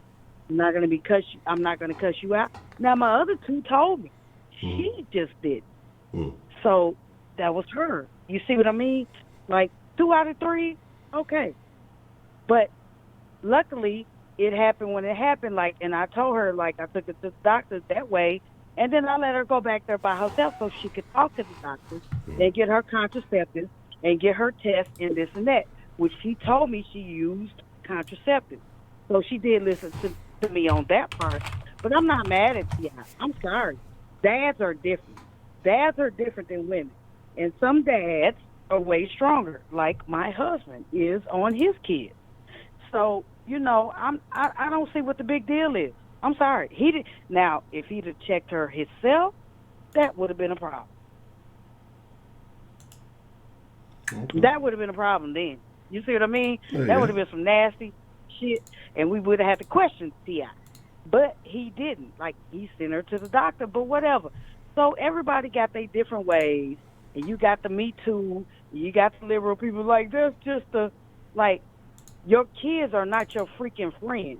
Your kids are your No. You can't. You can't. Wait. You can't hop sides and be against. If you're gonna be with the liberals, you got to be all the way with the liberals, Miss Mead. I ain't allowing you to be against the liberals on this one. If you liberal gang, you got to be all the way in with them.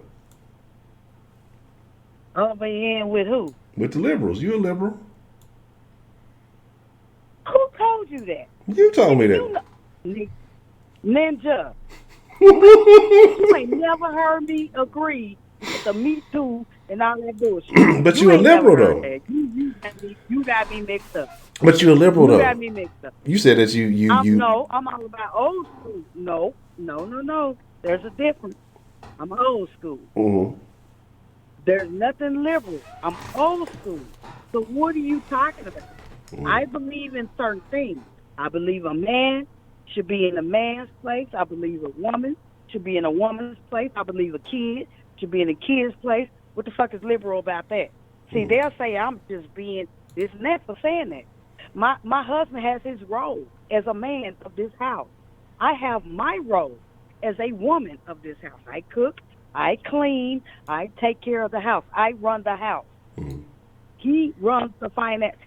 I run the financial, but he makes the financial. So let's get that right. And the kids are the kids. No, I'm not. It's not about that. I'm just old school. I don't have anything to do with this new thing like your kids are your friends instead of your freaking kids. No. So don't do that, Ed. What I did? I ain't do nothing.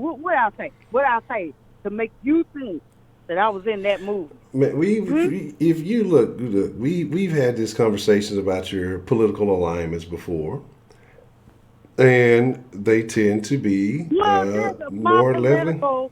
Me Too was not out when I became a Democrat. Mm-hmm. So gone with that bullshit. But it's associated with Democrats now. It's associated with that part. Came out. All of those things are now. I've been one since I was 18. Okay, but that's all. But that's all part of that party now. So I mean, you have the option to change. What that got to do with Miss Me? Because you're associating with that. I'm not telling you I'm not telling you that you're wrong for being a liberal. I'm associated with what I'm associated. But again, I'm not gonna become a Republican because of the Me Too. But what you got to understand, but this is what you have to realize, though. But this is what I'm not going to do that because that wasn't what was around. But it doesn't matter. It's what it is now. But it is what it is now. What people don't realize is how much what was traditional liberalism, or traditionally what was considered being a liberal, is more right wing now. I'm still traditional. There is no traditional liberals anymore. Old school.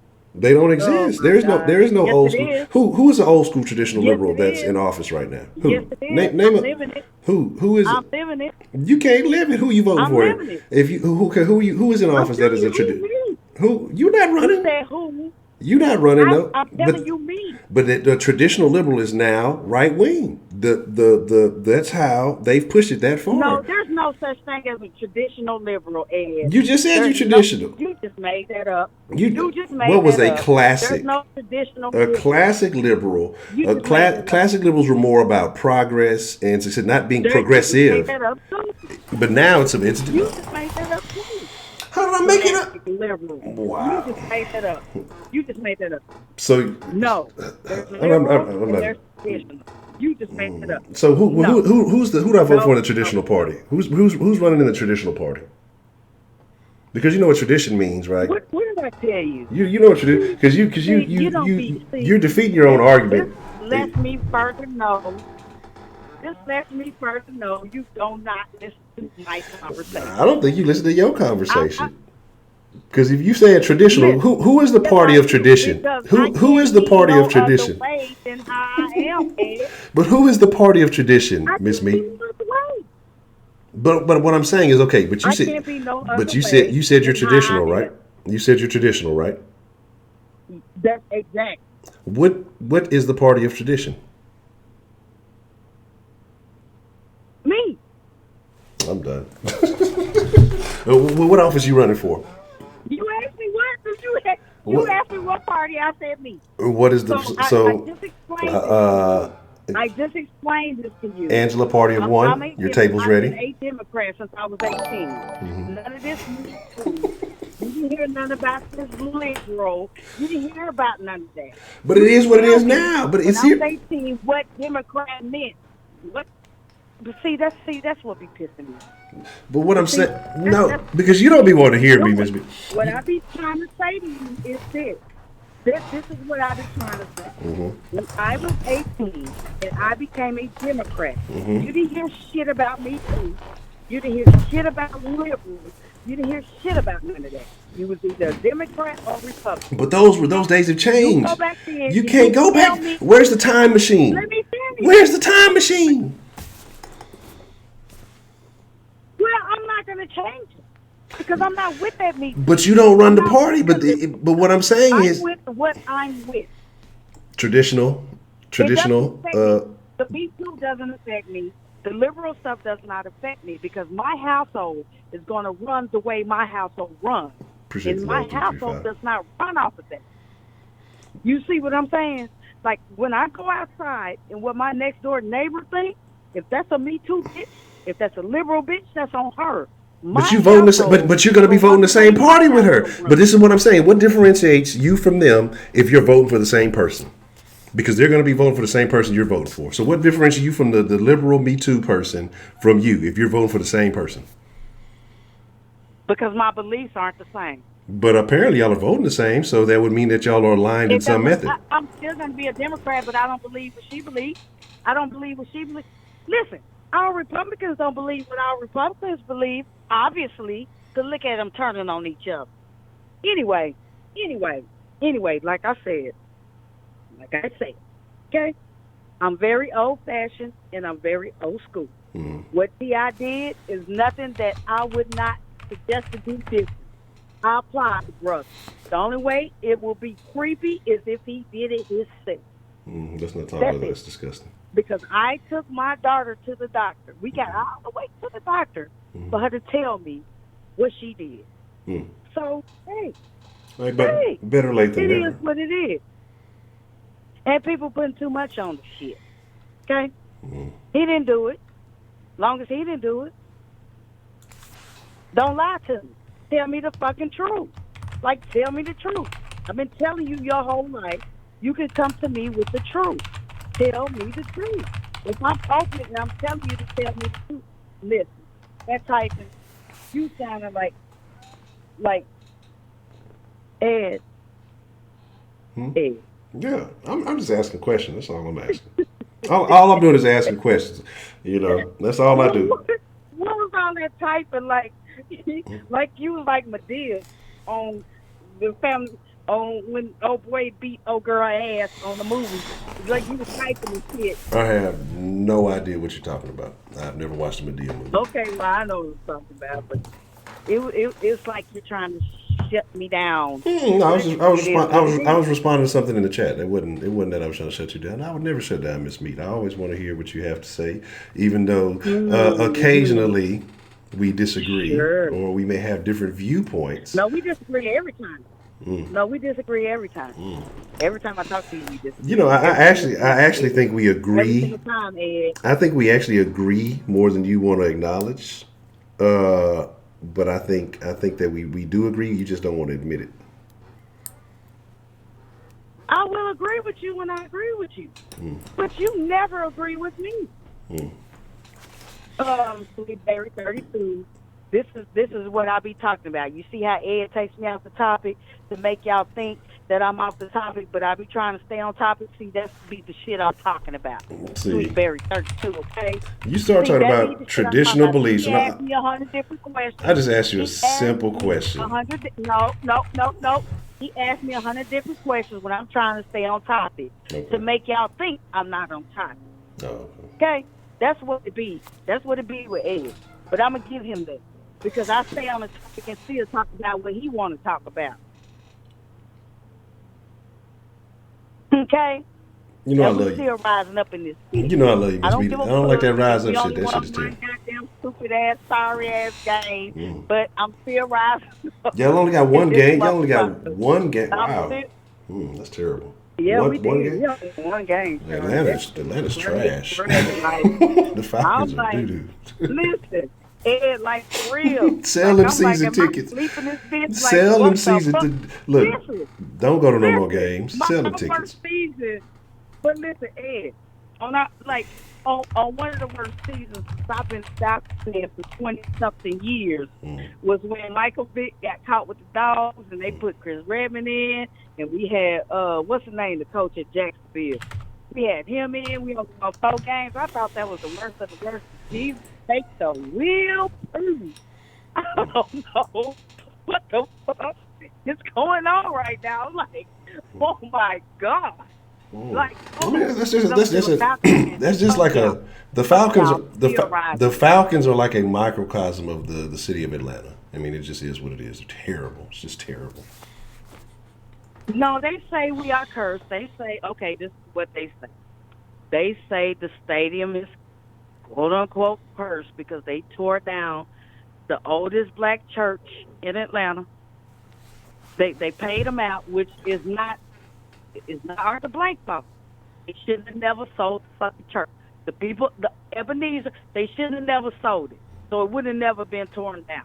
So they should be haunting them and not the freaking Falcons. That's what I would think. I mean, if they sold it, shouldn't the person who sold it have the issues? So right, that's what I'm saying. That's what I'm saying, Ed. That's what I'm saying. Like, you couldn't have got it tore down if you didn't settle out for that amount you settled out for. So why are we being punished? Like, why? That's terrible. That is. Oh, darn. I don't know. Yes, you're right. Like, I can use your words. I'd be like, it's terrible. Yeah, I mean, but my advice to you is sell those season tickets, even though I'm pretty sure you're not getting a good return on them. I'm a real fan. I'm not gonna lie. The shit is terrible, and everybody's like, "What the fuck?" moment. You know, and they offering us free shit at the stadium. I don't want no fucking free shit. Give me half my season ticket money back for this season. Listen, I'm not asking for all of it. Just give me half my $3 goddamn $1,000 back. That's what I want you to do. Okay? That's what I want you to do. It's terrible. Yeah, it is terrible. Because, you know, they make you buy your seats now. Like, you purchasing your seats like it's a home. So I almost own my seats now. So that's what they make you do. They make you purchase your shit like you purchasing a home. So now, I just want half of it back. Just give me $1,500. I'm good with that. Just give me $1,500. If you're gonna win one game, give me $1,500, and we can go on to the next season. I can put that down on the next season because I don't understand what the fuck just happened. I'm still asleep. Look, we Y'all ain't gonna be even bad talking next right season now. too. Y'all gonna be terrible next season too. We ain't So. even talking right now. Mm-hmm. We're not talking right now during football season. I'm still asleep. When I wake up, the Falcons is gonna be 7-1. That's what's gonna happen. How?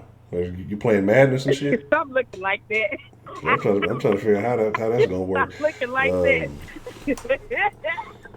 I'm trying to figure out what kind of right, Common Core math you using to come with that record. That sounds pretty tough there, buddy. I'm still mad at Houston. Y'all had one fucking job. That's How the terrible. fuck Well, y'all it gonna don't make the matter. national? It don't Y'all, matter what the what fuck we did if gonna y'all make the can't national? win no games on I your went to the own. store. I went to the store and y'all were winning. What the fuck happened? What did the I was Braves like, they do? got Look, this. represent Yes. yourself and The handle your national own goal. business. You know what I'm saying? Well, we already got a World Series.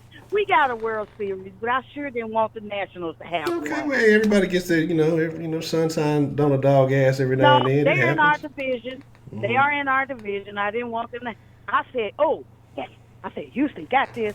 This is the only thing I'm going to like about Houston. They got this. See, that's the reason we lost. That's the reason we lost. See, y'all look, asses so lost. Astros fans, everybody who's from H-Town, blame Miss Meat. Because every team that Miss Meat roots for is terrible. So we were doing fine and dandy until Miss Meat started I rooting was for the rooting, too. Astros, I was and that's rooting why like they a lost. motherfucker. I was like, Wow. go Astros. That's why we I lost. was like, go Soon Astros. as you said that, that's why we lost. You put up your Atlanta bad juju on the Astros, and we couldn't I win. did. I said, go Astros. I was like, yes, go Astros, yes. This is terrible. This is terrible. Yes, go Astros. I'm Went to done. Kroger, got me a pineapple, oranges, and strawberries. And a couple more things came back, and y'all motherfuckers lost. What the? Y'all had one job. This is terrible. I don't even want to talk about this anymore. See, and you talk about me that I'm the one getting off topic, right? That's all. I'm gonna just leave that. I'm gonna just set this. Let me just put this right here. All right. I'm out. Since you blame I'm me. out. I'm going to let somebody else call. All right, Miss Meat. I'm about to let somebody else. Hey, appreciate you showing me love too. Oh yes. I be listening. In my on my line. I be dipping and listening. I might not be chatting. Sometimes I be working on other stuff, but I be listening. I know. I mean, you show. That's why I say I appreciate you showing me love. All right. Well, keep doing your thing. Even though we disagree, you all right with me, Honcho. You all right. Look, I'm telling you, we agree more than you think we do. I just think you don't want to. You just don't want to say it just because I'm a black man, and you're trying to tell you when I agree with you. Okay, Ed. All right, I give you that. We do, and I might not because I'm a girl, and we do that. So I agree with you. So see, I disagree. We don't end it like that. All right, I'm with it. We can agree Rise to up. agree. Oh God, Rise that's terrible. All right, well, Later. Adios. All right, we gonna take this one last call and we gonna get ready to wrap it up after this one, man. What's the motherfucking deal? Who do we have calling in to the den after that very interesting call this evening? Oh my God! I need a few pistachios after that long ass call. I've been on hold behind Mrs. Meat. Now, don't get me wrong. I like Angela. I think she's a great person, but it was like, where the fuck did the 10-minute rule go? Yeah, she violated me and accosted me. She does it all the time, and you let her. We have some beef. When me and Angela get on the phone, we have issues that we have to cover. And you got no boundaries with that woman. Let me tell you, she walked all over you like she violated me. Like a rug, she walks on you, and you just let it happen. Yeah, okay. I mean, it's things that have to be. So I can't win. I got to keep fighting until I can give me a win. It's not over till I win. No, she's good people. Like, don't get me wrong. It's like waiting behind her, and she's already bitching because she had to wait. So, by the way, I didn't even get my regular pistachios tonight. I got you now. I gave them to you at the beginning of the call. So as soon as you called, I gave what? Yeah, I gave because I tried to get her because I gave somebody else some pistachio. No, actually, I gave them to you because I think Solis called first. So as soon as you had your call, I gave Solis, and then I gave you yours right after that. Okay, I didn't see them up on the board, but I didn't look, and I know we haven't been on for the last couple of days.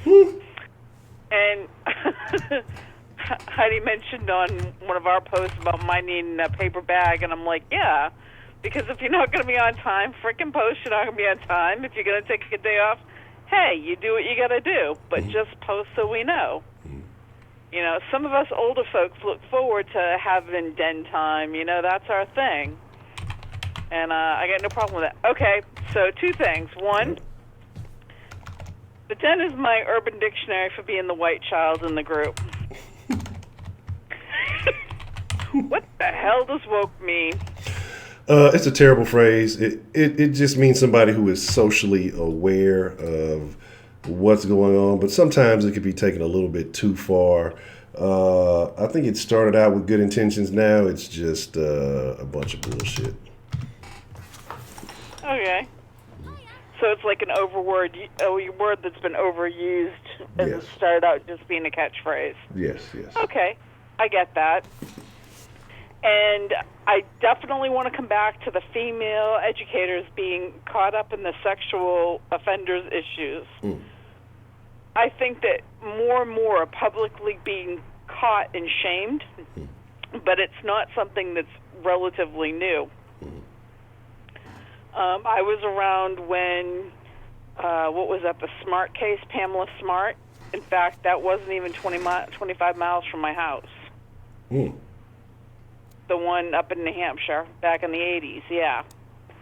With a girl, one of her students became her boyfriend, and she was married to a husband and had the boyfriend contract to kill the husband. Yeah. Yeah, that was a whole mess. But it wasn't the first ones. But the thing is what I'm astonished at is now it's gotten into, like, administrators. There's a vice principal in, I think, South Carolina, or it might have even been Charlotte, North Carolina, that just got put on leave of absence for sex with a minor. I'm like, we're putting these people in charge of our children. Yes. It's horrifying to know that, you know, as it is, we're looking for, you know, other offenders, and you just don't know who is an offender at this point. It seems to be coming across all walks of life, and the fact of both male and female. I think it's kind of a topic that needs to be talked about. How do we teach our children how to be safe? You know, how do we talk to our kids, or how do young adults talk to other grown adults and not keep it a secret? You know, what's appropriate, what's not. Anyway, these are just topic ideas to kind of get away from the LGBT community, because I know we've been kind of putting them in a vegetable soup for a while. But I will say this. My daughter and I have had discussions about transgender women being in sports, and she finally understood what I was talking about when I had said to her, I said, listen, I said, I wouldn't have a problem if they were in their own lane, and I mean that in no disrespect, but biogenetically, they're still men. Their bone structure and the way they lose weight and gain weight is still they still have XY chromosome. No matter, you can cut somebody's apparatus. Sorry, I know you're a guy. You can cut the apparatus on, or they can add apparatus, or they can heighten and lift all that shit. But when it comes down to the end of the day, and they can even feed them chemicals. But when it comes to the end of the day, they either have an XX chromosome or they have an XY chromosome. And that doesn't change. So if they're biologically born men and they're playing in women's games, they're automatically going to have an upper hand. Absolutely. And women have already fought so hard to have their own, or at least to have it as balanced as they can get. Because my daughter's like, well, what are you talking about? I said, you've always had the ability to play female basketball versus male basketball. You've always had the ability to play sport off of the boys playing hockey or playing football. Girls didn't always have that. We didn't always get that same equality financially sponsored for sports in high school, when it was always out for whatever the boys did because they were, quote-unquote, making money for the school. Until, like, soccer came around and field hockey and a few other things. But the point was is the government had to finally step in, and that's where Title I came in for sports. So if you're letting these guys who are biologically men be in women's sports, that's pretty damn messed up. Now, on all kind of other levels, I don't have any issue. Because the fact is you need to treat people that they want. Okay, and this is the other question, or this is the other thing I have. What the hell is up with the pronoun issue? More confusion. With the fluidity and wanting to be called they, or wanting to be called them, or wanting to be called there. It's like, yeah, like I understand people want to think outside the box, but this is just leading to a whole lot of what the fuck. Yeah, and that's what it is. It's basically confusion. And it's like when you confuse people, they don't want to step on toes. Most people don't want to be offensive. Most people don't want to upset other people. And so when you create this confusion amongst them, again, they're confused amongst themselves. Because there was a thing I saw with lesbians trying to date other with the non-binary, and the lesbians didn't even understand other lesbians with the shit. So there's like different levels of this shit going on. I understand being gender fluid. I understand a lot of things. But you know what? It gets to a point, why the fuck do I have to bend over backwards to pacify your ass when there's already a system set up that says you're either a guy or a girl, you're either male or female, you're either dominant or submissive?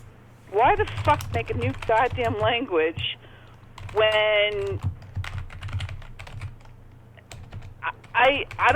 why should I have to step out of my comfort zone and you're making, and I feel uncomfortable. Exactly. You know, so it's like there was a neutral system set up and now they're screwing with it, and that's why I got pissed. They may have felt as though they were put into a corner, but nobody asked them to move out of the corner. If they felt uncomfortable, that was their choice to feel uncomfortable. But by my being made to do something to somebody else, I'm being made to feel uncomfortable, and that is the difference. Well, that's the issue I have. Like I said, if you want to do whatever you do, it's your life, live it. And I don't really give a shit. But when what you do starts to impose on my ability to make decisions, my ability to speak the way that I choose, that's where I start having problems with the situation. That's kind of where we are. That's why I have an issue with it. I agree, and like I said, I don't have any problem whether somebody being straight, gay, fluid, whatever. And I really mean this because, what I need to hammer home is somebody's sexuality is personal. Yes. That's not how you identify, and I think this is where society in general has it really fucked up beyond recognition. Or FUBAR, as I've heard it said more times than I care to tell you, is that people are using their sexuality and their sexual orientation in order to control things. Mm-hmm. Yeah. And to control a dialogue. And that's all emotionally based. That's not logically based. Yeah, I agree. It's manipulative. I agree. And it's going so far that they are, trying to disavow the science. They're trying to disavow the biology. Again, like I say, trying to throw confusion into it. And then that's why they're targeting the kids now in these schools and trying to have them take these classes where kids who shouldn't be concerned about sex or anything like that at that age. And that's why I say, even having this conversation, that you have to have these conversations with your kids earlier now, because they're teaching them in junior highs in California, they're teaching them in elementary. You see these books and things that they're putting out, what was it, the gay BCs? Like, come on, really? Like, to me, this is unnecessary. Like, there's a point where if a child has these issues, yes, there should be literature and stuff available. If that's the route you're going to go, I'm not going to oppress your right to do so. But the fact that you're trying to force this agenda, and again, there's some stuff going on with even the conservative party too, because they're trying to push some stuff. I mean, it's all getting crazy. But that I don't think that's the way to go. If a child has those issues, those questions, cool. Let there be literature or whatever for them to go to. But it shouldn't be a thing that's forced because, hey, well, I mean, if that's the case, then if we're pushing this thing about sexuality, we should also be teaching them about different religions. So, hey, well, we got to teach them about respecting Rastafarians. We got to teach them about respecting Muslims. And again, everybody should be entitled to do what they want to, but they don't do that. But we're going to go and focus on the small percentage of people who may be, like you said, fluid or of a different sexual orientation, which is a very small percent. But we'll dedicate all this energy to them. Well, then why are we just doing it to everything? But we don't do that. And again, like I say, it causes a lot of confusion, especially the kids. That's why I say even half these shows and half the shit that comes on television, I don't even let the kids watch, or I don't let the little one watch, because it's questionable, a lot of the activity. Like I said, I saw that one cartoon a while back. The superhero was a boy. It was a boy, but the only way he became a superhero, he turned into a girl to be a super. I was like, "Fuck no! You'll never watch this shit again." And so it's like. Well, it's a okay, wait a minute. I got to stop you right there. I got to stop you right there. And I'm not saying it's right, but I remember growing up, and almost all the quote unquote superheroes before Wonder Woman were all male. There was no representation for females up on the board about being a superhero. So, not that it's right, but I understand it because they want to be represented. And I don't really have a problem with that because it's a parent's choice of whether or not they let their kids watch it. And if they're grown, hey, boo-boo, you do you. I'm good with that. You like it, I love it. But don't infringe on me pushing your agenda. That's where I have a problem. See, the only issue with it, like I said, with it being small kids who don't know the difference, that's where I think that indoctrination starts to happen. Because, most parents, they'll watch a few minutes of a cartoon with their kid. Most parents aren't going to sit there and watch the whole thing. Okay, this looks appropriate. Let me see a few minutes. And so what you're getting is the first, it's just a little dude. He's running around doing whatever. And then, a couple of minutes later, now your kids watch some whole different thing with transforming identities and all that other stuff. Like I said, I just happen to be more attentive, and I kind of quite like, what the fuck is going on here? And had to break it down and explain. Now she has to explain, everything that she watches, and if she can't explain it clearly, then we just don't get to watch that. But yeah, so I think there are a lot of issues, a lot of confusion. I think that's the main goal, is to confuse people. And when a person's confused, then they'll just try to agree with it because, like I said, they don't want to step on toes. They don't want to offend anybody. I don't really give a fuck about offending nobody. If you don't like it, absolutely, it just is what it is. Now, I will say this. My daughter and I had one of the more in-depth conversations that we've had in quite a while. And she said, Mom, if you could pick one word to be able to talk to everybody about, what word would you use in today's society? And I said, well, I'm not judgmental. She says, no. She said, just pick a word that you think is important. And the one word that came to mind after quite a bit of time, actually, was modesty. I don't remember the last time our society showed any sense of modesty. Now, the older folks in the den will understand what I'm talking about. I don't know about the younger folks because my daughter was like, what are you talking about, modesty? I said, well, you wear a bathrobe from one room to another. You make sure that you're covered up in appropriate places. You modify the situation so that it's not offensive to other people. It's called modesty. And she was like, oh. I said, yeah, the shit I've been teaching you all from growing up. She's like, yeah, I get it.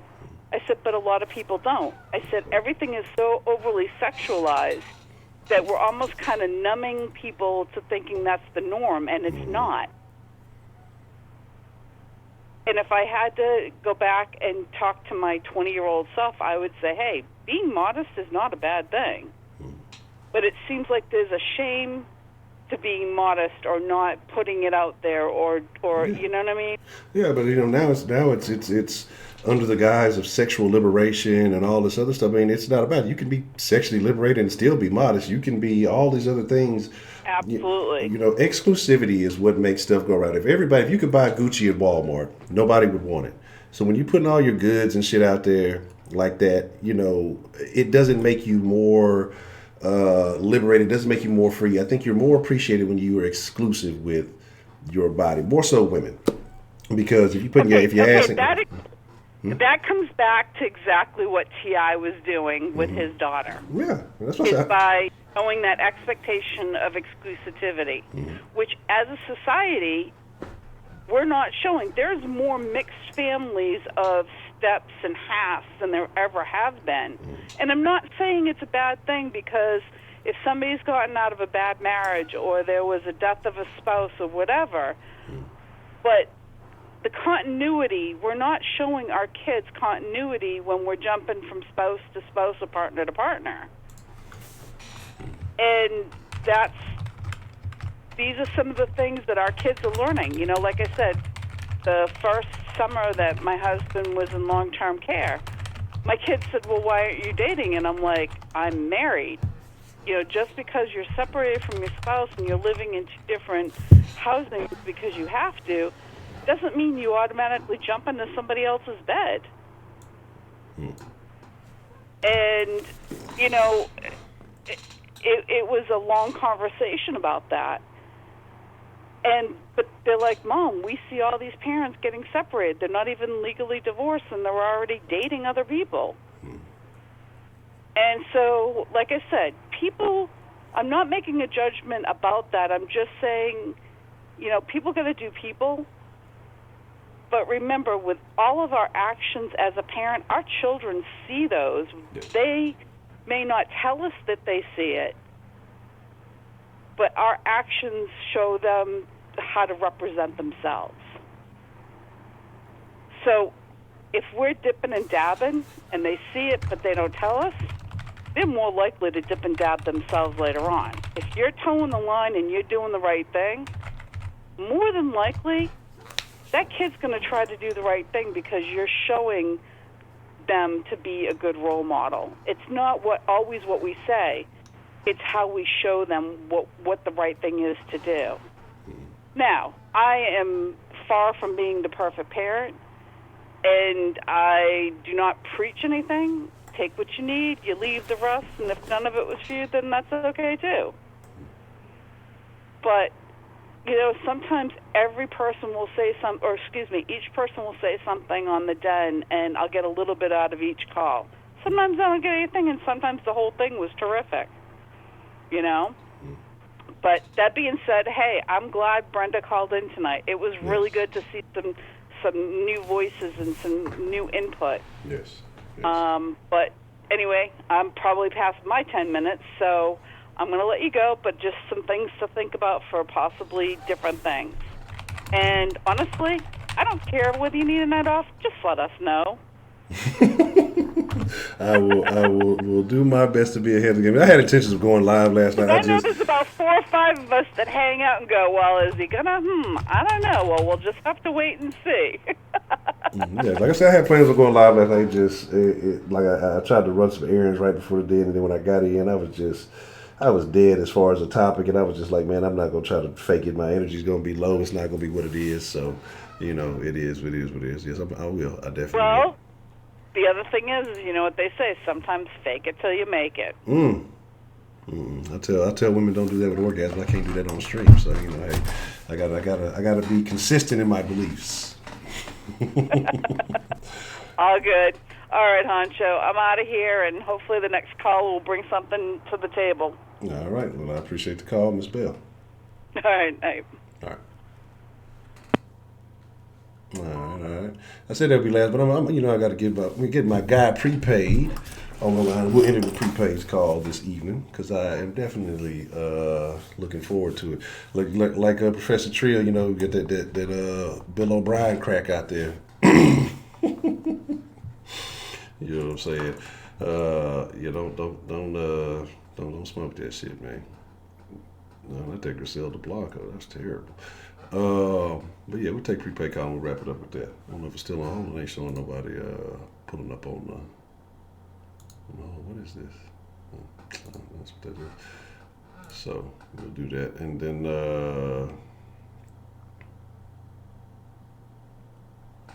but I mean, so that ain't, that's what I'm saying. The Boosie ain't making you suffer by you.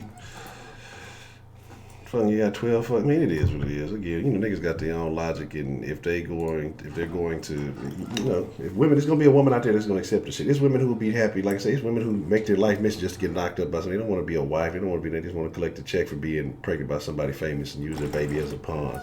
So, if niggas out there still willing to do it, then guess what? They will. They definitely will. So it is what it is. You know, I ain't even.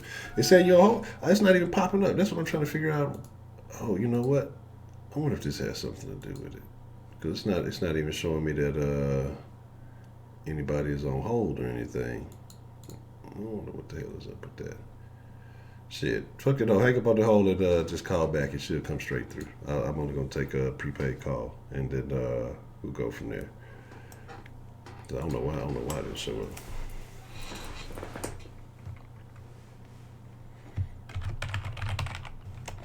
But yeah, my thing, like I said, and I know Sweetberry asked about that that meme. That's this cat, like some random cat that just went famous from a fucking meme.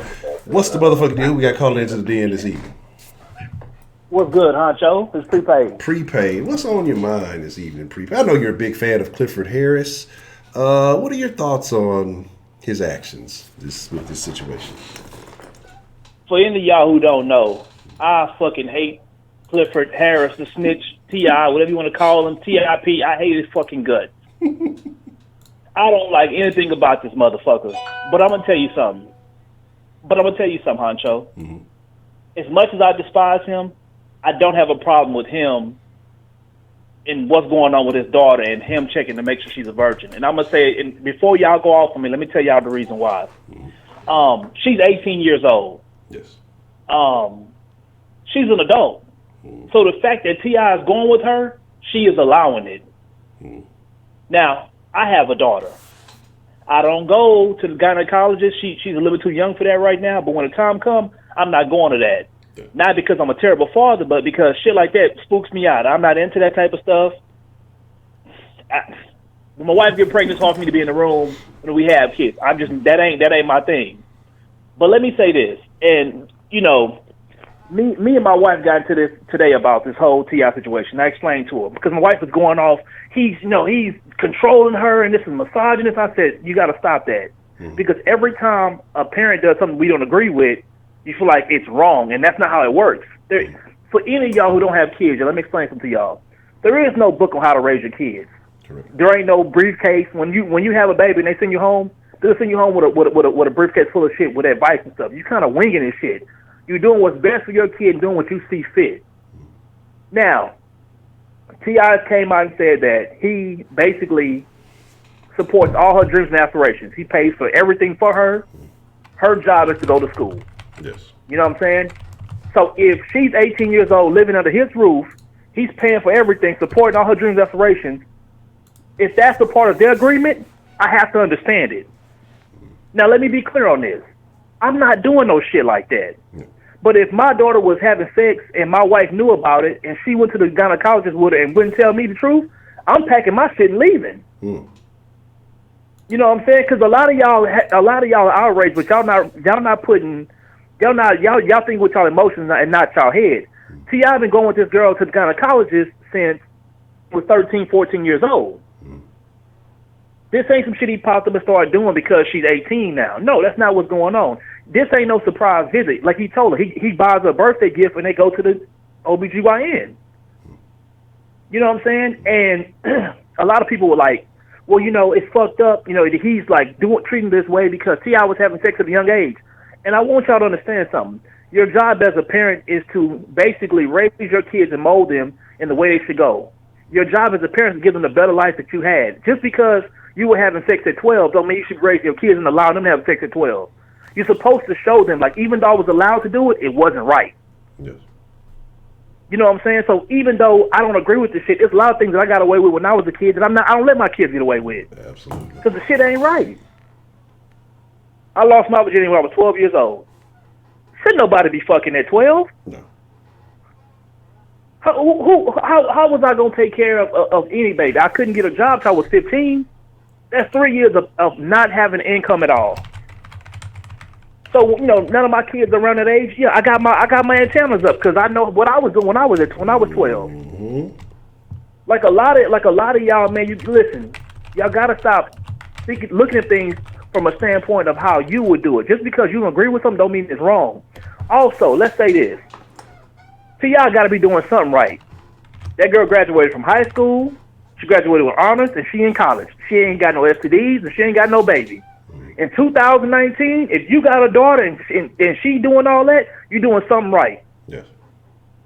You know what I'm saying? Like, you got to credit what credit due. And for the people who were so outraged on social media, let me tell you something. that girl would have came home and she was pregnant, or she came home and had herpes or some shit like that, you know what's gonna happen? They was gonna blame T.I. anyway. Exactly. They'd have said if you'd have been a better father, this wouldn't happen to her. See, you damn if you do, damn if you don't. The only mistake that happened today was T.I. opened his mouth on something that he had no business doing, and that's gonna happen because when you're a wokey woke, you do shit like this. When you're a wokey woke, you open yourself up to shit that you had no business opening your mouth to. Because let me explain something to you. As long as T.I. sitting on his podcast and talking about how much he hates Trump and how he hate white people, they are supporting you. They fist pumping, and as soon as you say something they don't agree with, you're canceled. Mm-hmm. He had to learn the hard way. Yeah. See, the funny part about the situation is right here, and like I said, I don't like this motherfucker. I hate everything about him, but I've seen him buy that girl vehicles. I've seen him do I don't know if she was on My Sweet 16, but she kind of had her own like My Sweet 16 episode on remember the MTV show? Yeah. I remember he paid I don't know if it was the actual show, but he pretty much gave her a My Sweet 16 party and paid I think over $100,000 for this party. So when you spending your money, you're a great father. But when you hold your kids accountable and your daughter tells she's a virgin and you hold her accountable to it and make sure she is, then all of a sudden you're trying to control her and you're trying to control a woman's body. And that's not what's going on. Exactly. That's you are an adult. And in the state of Georgia, you're an adult at 17, so she literally has to get written consent for him to even get the results. The fact that they even going together shows you the relationship they have. Just because you don't agree with it as a parent, don't make it incorrect. This is how I feel about it, Honcho. I think that everybody who have a son should get him circumcised. Get the little nigga dick clip. But guess what? There's parents who don't get their kids circumcised. Mm-hmm. I'm not finna go to your school and call you a terrible parent. I disagree. Don't nobody want no fucking turtleneck, but guess what? There's parents who they cool with the turtleneck. Yeah, but you got like you said, the wokes, you got people who are calling that mutilation now. I saw something. They talking, oh, you mutilating them. You shouldn't do that. Everybody has an opinion on some shit. No facts behind it, but just because either they fall into a separate category and they don't want to feel like they're being ostracized, even though nobody's saying shit about them. It's just their own personal feelings coming to the forefront. But yeah, I saw some shit about that. I want to say maybe about a month or so ago, and they were talking about, getting the kids circumcised. That's mutilation, and all this, a bunch of crazy shit. I'm like, what the fuck are you talking about? Man, listen, a dude told me this shit, man, was telling me about how that was mutilation. And I looked around, I was like, man, are you on fucking drugs? He's like, no, my brother, he was talking this African, I don't know what. I said, hey, my nigga, listen. Ain't my son not walking around with no fucking anteater between his legs, bro. Clip that fucking skin, bro. That shit is nasty.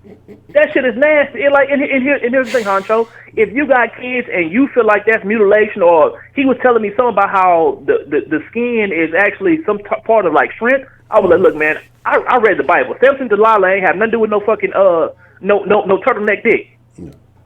Come on, that's a man's shrimp is their skin. They took the skin from him. I'm saying, wait, what? I said, look, bro.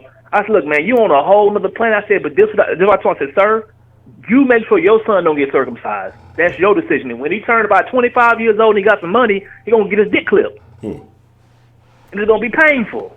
I said, but that's your decision. I'm not. My kids are getting circumcised, bro.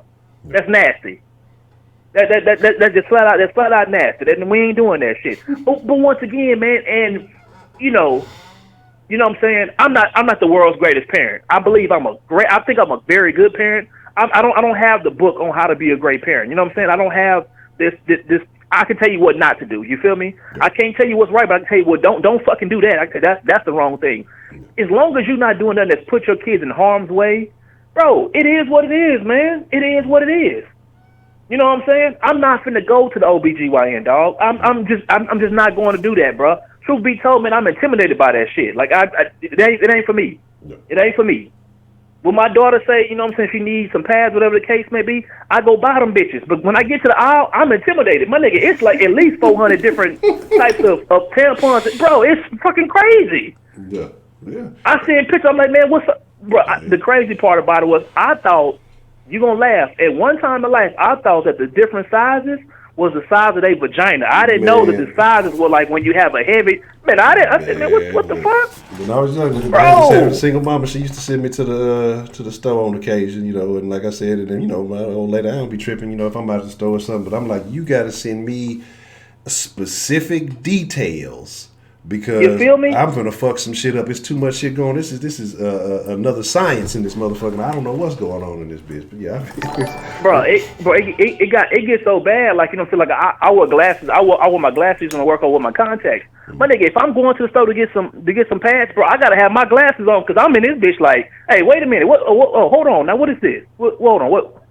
I'm on the light. I need the light ones or the super maxi. Do I need the maxi with the wings, or do I need to want the gel cool? Bro, it's too much shit. So for T.I. to be that involved with his kid and be able to go to OB-GYN, man, I salute that nigga, bro, because I don't want nothing to do with that. She has a mother. Get your ass over and take her to the doctor.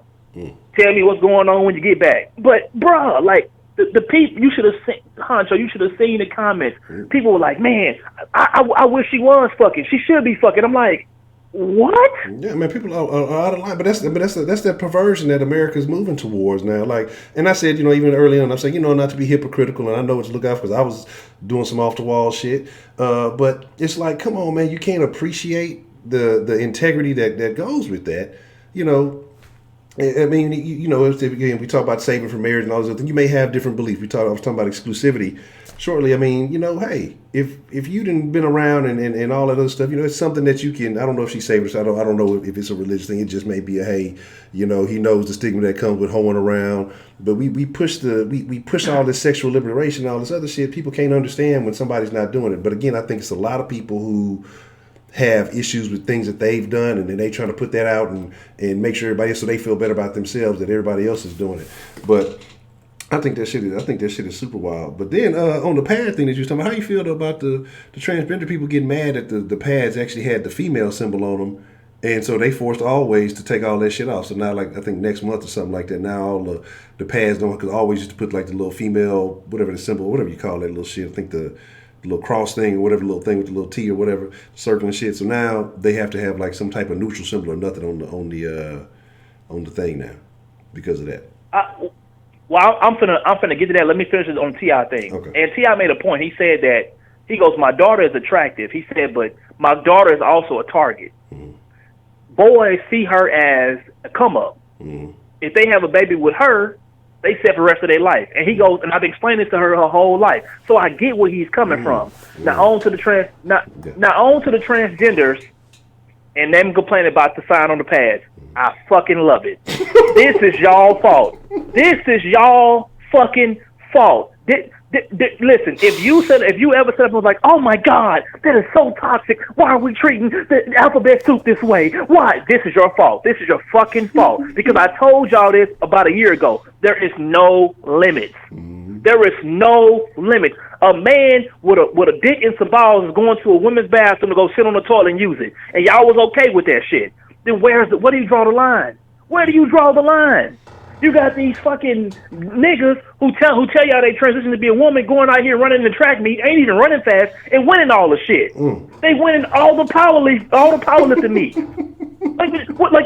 Where is the limit at? And this is the thing about, I told y'all, if you give a motherfucker an inch, he gonna take 6 miles, and this is y'all fault. Yeah. So women, and this is the crazy thing about it, y'all ain't even caught on to it yet. This is a complete, 1,000% direct war upon y'all, because y'all the ones suffering from it. I'm good regardless of the fact. A nigga with some balls, a nigga with a dick and some hairy balls ain't scared me not one day. I've been living with one my whole life. Been around men playing sports my whole life. Don't nothing scare me in the bathroom, but it will scare you. These men who go into these women's sports and they dominating, they don't scare men like me because they were sorry ass men. They fucking up y'all shit. Y'all daughters are the ones that's gonna be out here trying to play softball and they can't hit the fucking pitcher because that's a man who just say they mustache out, talking about they gonna be a woman. No wonder they can't hit the ball. It's y'all fault, but y'all are the ones who sit up here and keep telling niggas, that's my friend and she's a woman. No, that's your nigga, that's your friend who was a nigga 2 days ago, and now you've decided she's a woman. So now, for every competitive thing that's going on, your friend gonna take it. Here's a better one, women. Here's a better one, women, for y'all who haven't caught on to it. Men are predominantly more productive in the workplace. Men are predominantly more productive in the workplace. Anything that has anything that's over 35% of labor, and this is a study I just read, a man is more productive. So that means if you are lifting light boxes of 25 pounds to 50 pounds at your job, just whatever job it is, a man is naturally more productive at that job from lifting and like rigorous work and lifting of things. Who do you think that's gonna hurt when the transgenders decide they're gonna go get that job over you? Be a lot of upset. I'm gonna take if you work for FedEx, I'm taking the burly bitch easily. I'm always gonna take Shaquanda, who's 6'2", 220 pounds, and wears a green wig. Duh. This nigga right here can go and lift the whole world. That's how it's gonna work. But guess what? Y'all was the ones crying for it, so now y'all the ones who have to suffer. One of the things that the Joker movie really stood out to me, bro, is at the end of the movie when you see Joker, I'm not gonna tell you nothing about the movie. He says a line. It goes, "You get what you fucking deserve," and that shit stuck with me because in this world with all these wokey wokes and all these crying ass pencil neck motherfuckers, you are getting what you deserve. All y'all. Who else? Okay, if you gonna remove the female sign from the pad, who the fuck else is using the pad? What's the new movement? Men have periods too. That's people everywhere. Men who have a vagina have periods. I know ain't no regular man having a period. We can't even go in there and read half the shit that's on them things, bruh. If a man was born a man was having a period, the nigga would have bled to death. Because I'm in the fucking aisle, Honcho. You've been on the aisle. Yeah, it got to be 800 different options over there. It got to be 800 different options. Jesus Christ. I don't know where to start and where to end, nigga. Then they expensive as fuck. Man, what? That whole, like I say, that shit is that whole situation is, again, that's a racket, really. Because I don't understand. I don't even think they need all that shit. It's just too much shit going on. I'm confused. I thought I had a basic understanding of stuff. I don't really want to. That's why I say I'm glad I'm not a woman. I know y'all love it and everything y'all got going. I don't feel bad about it one bit. Not one bit. Not one bit. And then I learned this about maybe 3 years ago that if you live with two women, they cycles pretty much coordinate with each other because they live together. Just found that out. So I'm at the store doing double duty. Wife needs the maxi pad with the wings. Daughter needs the tampons with the pearls.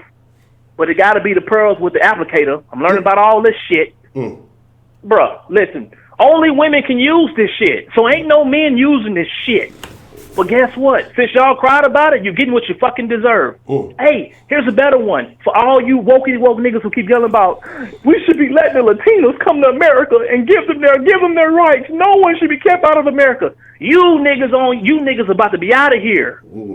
You niggas, y'all about to not have no value in America because all y'all do is kill and commit all the crimes.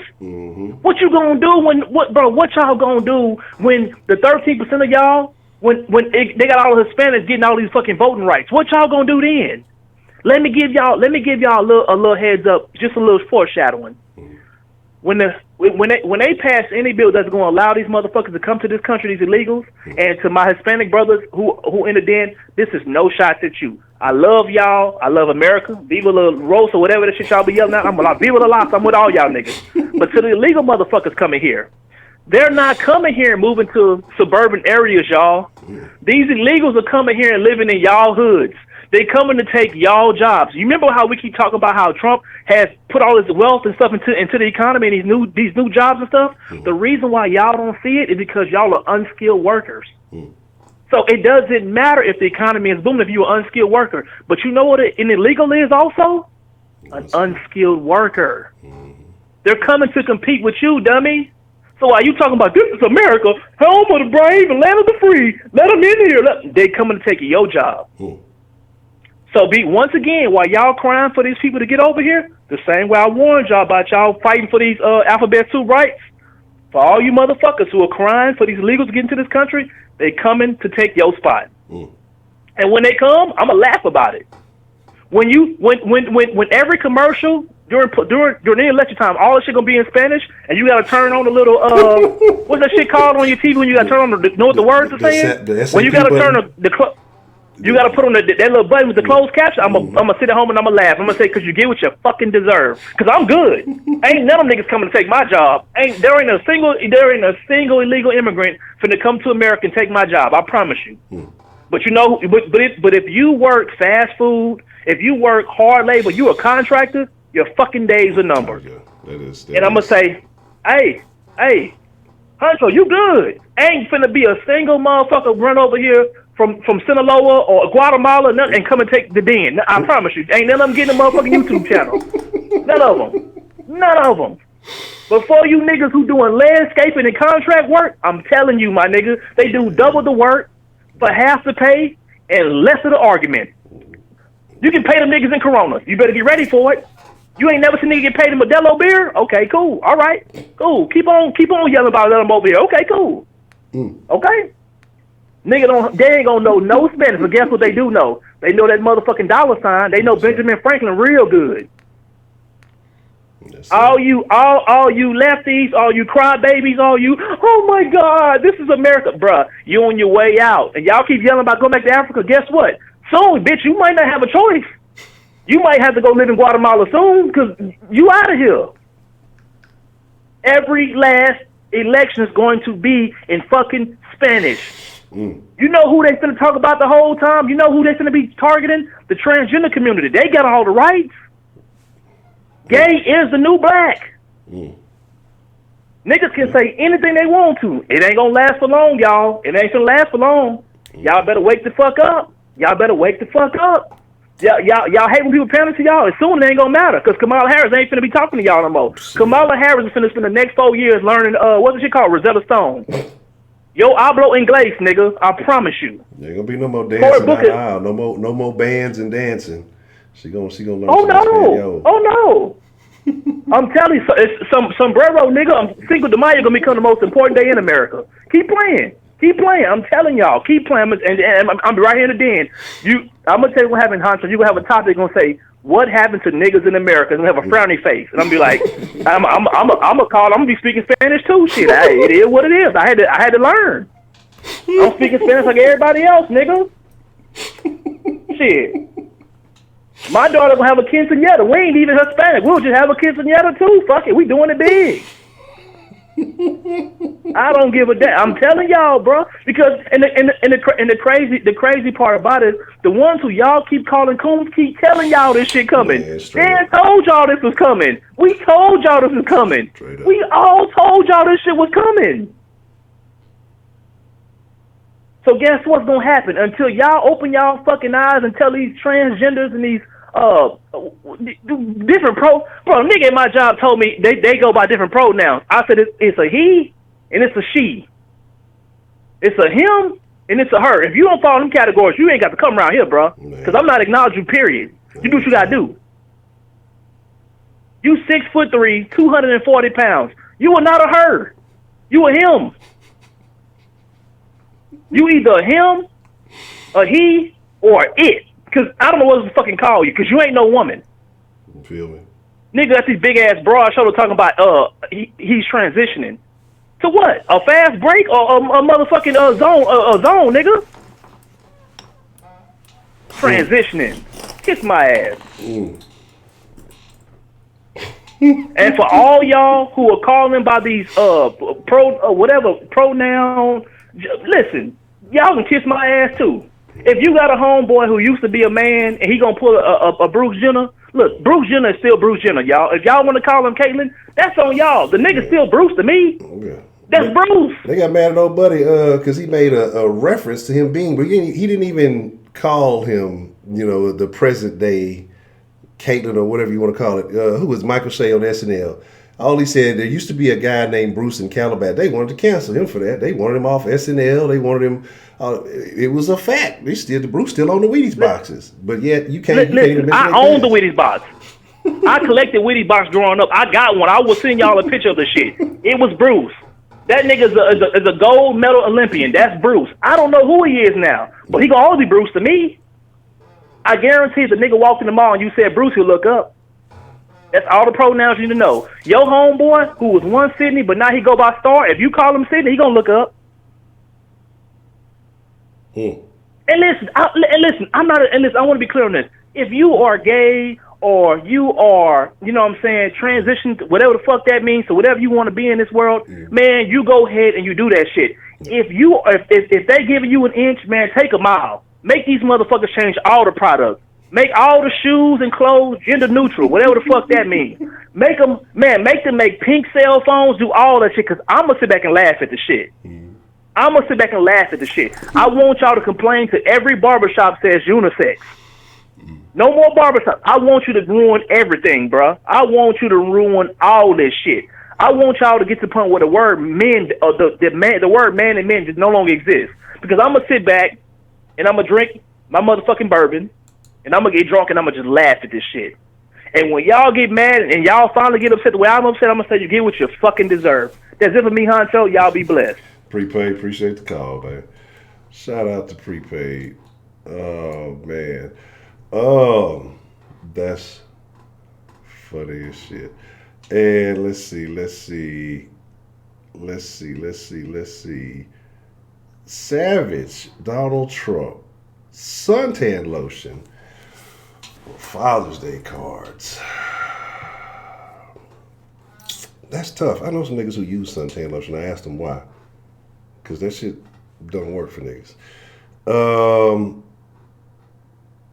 And in this day and age, I'm going to be honest, as the grandpas are fading away, you know, grandpa might get a Father's Day card. Now, he might not even get a tie. I don't know. I don't think grandpa's getting no love. You know, dad's already getting neglected, and then we can really get into the details. That's a tough question. I'm gonna have to get back to you on it. I'll probably say, that's a damn good question. I'm gonna have to say Father's Day cards. Simply because there's a few of us, but then I don't think most niggas are wearing suntan lotion. I think most people know that. You don't feed into this debauchery. Hey, it's debauchery, baby.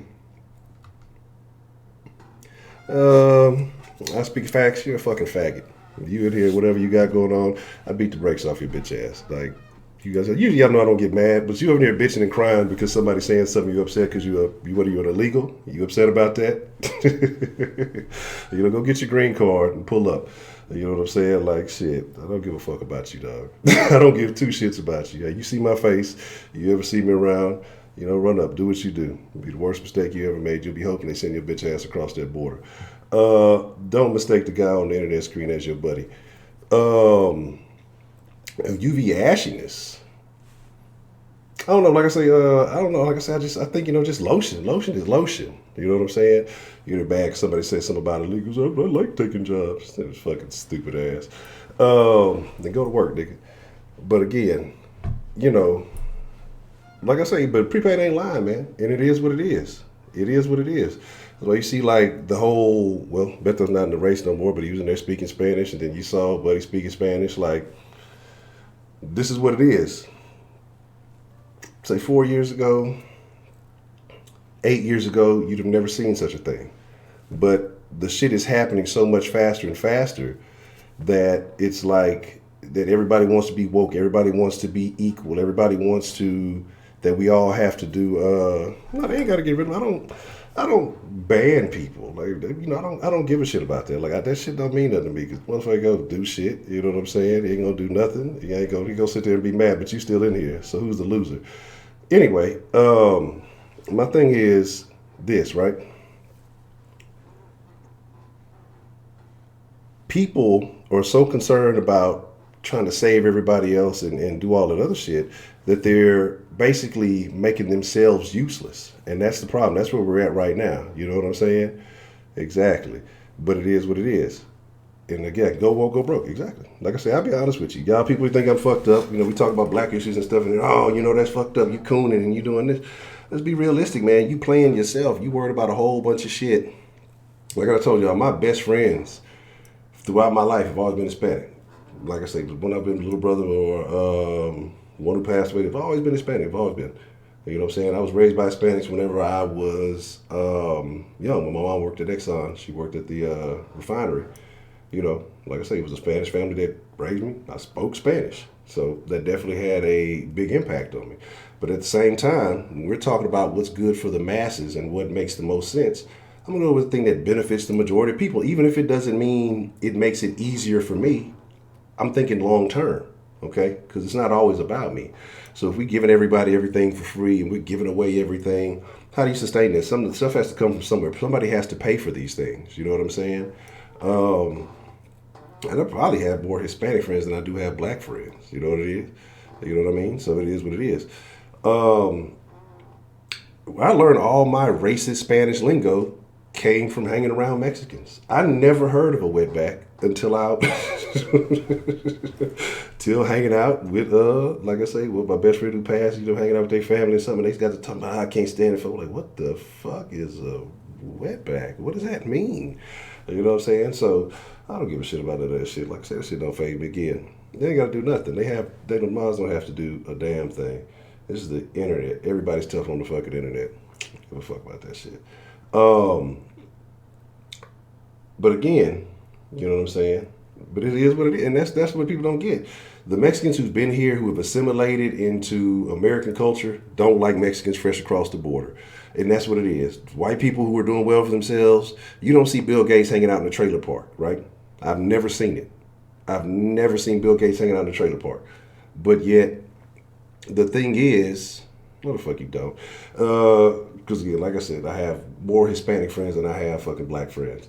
You know, and then, like I said, you going into like I said, I've never seen Bill Gates hanging out in a trailer park.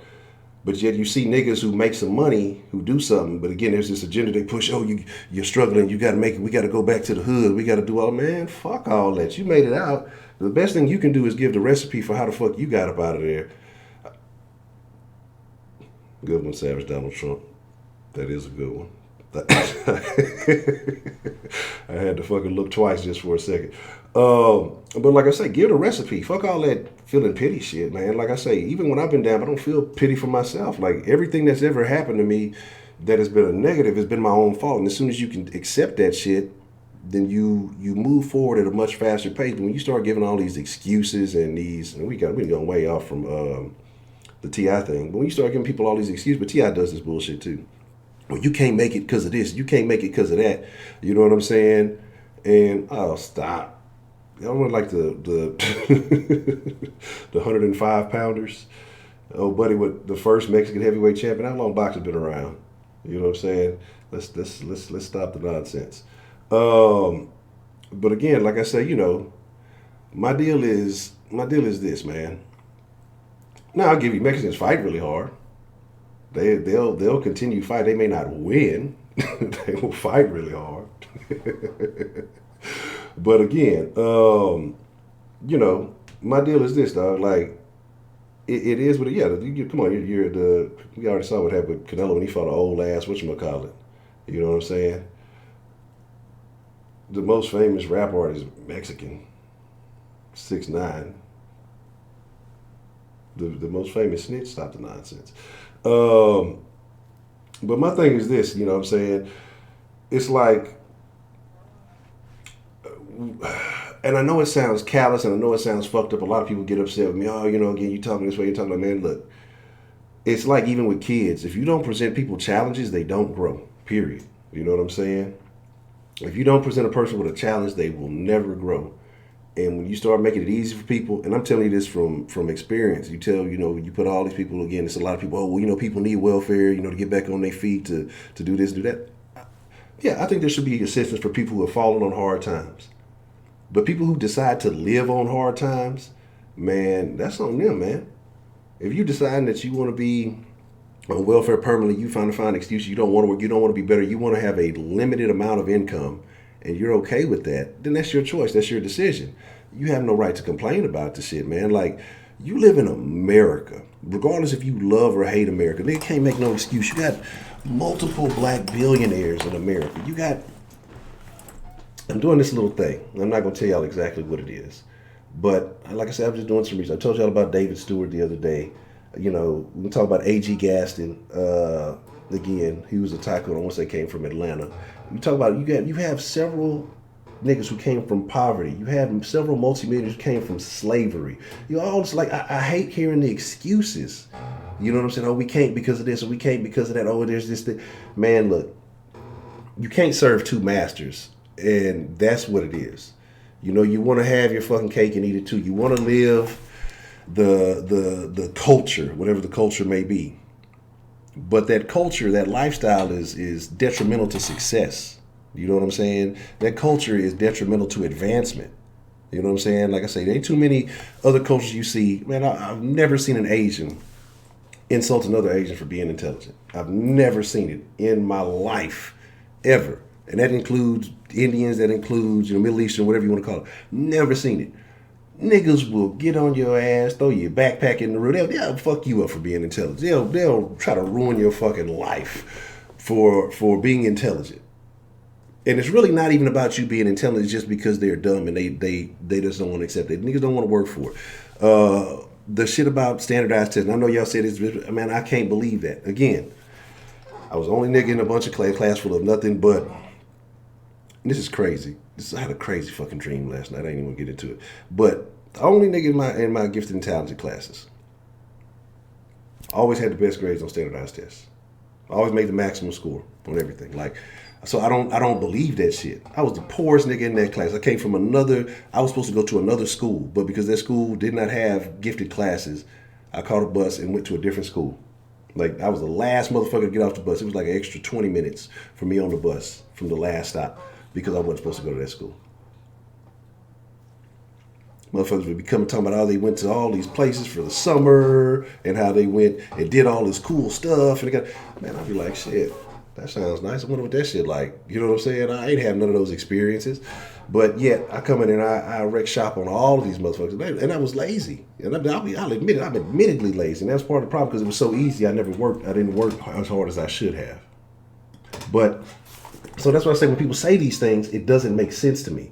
I can't believe this standardized testing stuff. I can't believe the way that they're taught. I believe all different types of people can learn differently, but just as a whole, we're losing. This most recent bullshit with the math is racist. Can't believe that bullshit. Like we keep coming up with these excuses. And again, my favorite fucking phrase as of late: the soft bigotry of low expectations. And that's what it is. And people accept this shit. Like, yeah, somebody's feeling bad for me. They're feeling my pain. Y'all don't realize this motherfuckers who are eating off of y'all, eating off of you motherfuckers by keeping you docile, neutral, and wallowing in the past and wallowing in your own bullshit. I got these headphones on. Fucking ears hot and shit. Wallowing in your own bullshit, man. I don't got time for that shit. Like, I don't care about that shit. And I had a homegirl who sent me some shit, something. Matter of fact, let me pull this shit up. And, and I'm sure she meant well. I'm sure she means well, on some old black power shit. But my deal is this, right? Yeah. Something with, she sent me a thing about that black cop that shot the white lady, who had Susan called him a nigga. Like, I don't care. She deserved to be shot. If it had been anybody, shoot that motherfucker. If you coming at me and you fucking attacking, shoot that bitch. I don't give a fuck if she white, black, pink, or purple. Fucking, and send some other shit. Like I said, I don't know. I have to scroll and see it. And I just, send her a message. I'm just like, man, I don't give a fuck about any of that shit. You know what I'm saying? I don't give a fuck about it. The nigga who I think in Cleveland that just got shot, he needed to be shot. He just shot the bitch on the ground. Like, people were trying to, that's something I want to talk about too. And look, we go a little over. We'll talk about I'll go about maybe 5 more minutes. But the nigga in Cleveland, people trying to they didn't have to shoot him. The nigga had a gun in his hand, had just shot the bitch already, and he dragging her around by the hair in front of the fucking cops. I think they hit him once and he didn't go down, and then I think they hit him about 14 more times and laid him down.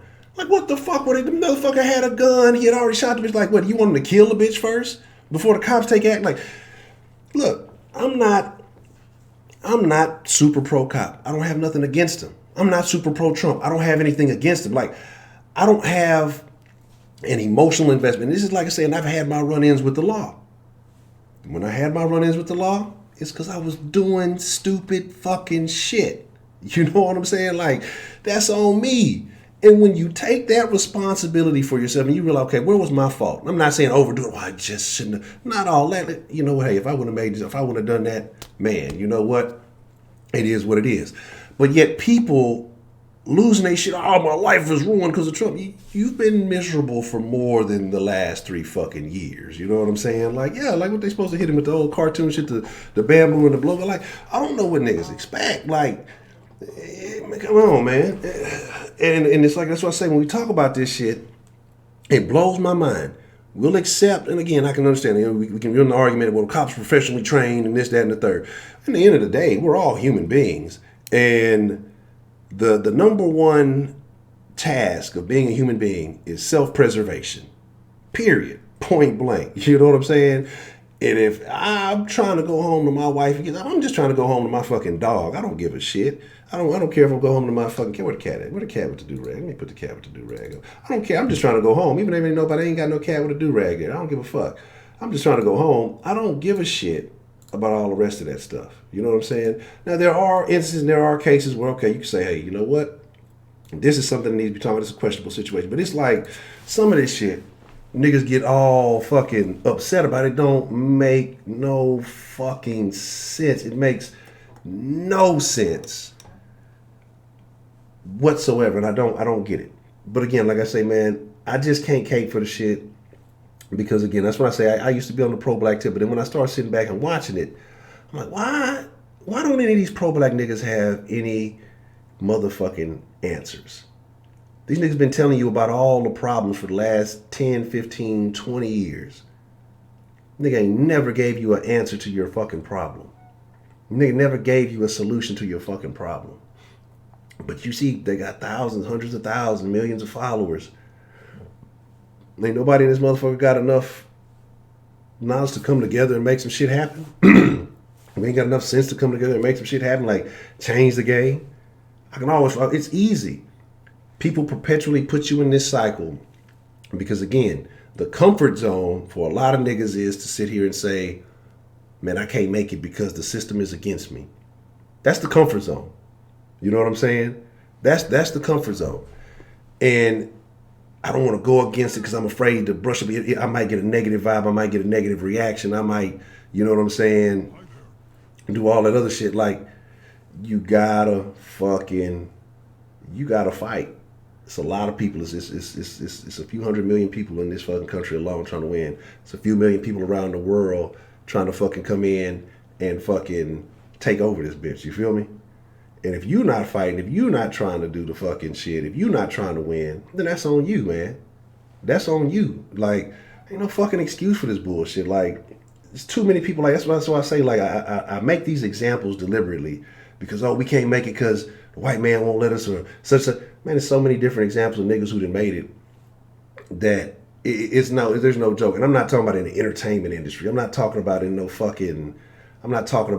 fucking bullshit ass rappers and singers and shit like that. It's motherfuckers who holding weight in legitimate positions. Every one of these major internet tech companies, there's niggas in positions of power. Oh, we got some type of raid troll thing going on. It's all good. Welcome all. Everybody's welcome here. You know, this is the den. Everybody's welcome in the den.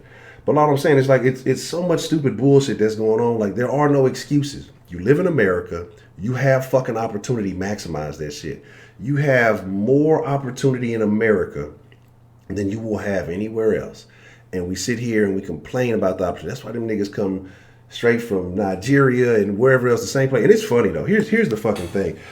Oh, I died laughing today, man. The Africans are funny as shit. And I tell you, the Africans, they come to America and they win. They look just like you, so how are they fucking winning? You talk about loans, we talk about they come with a mentality and they know what they have, the opportunities that they have. Let me tell you what the thing is, right?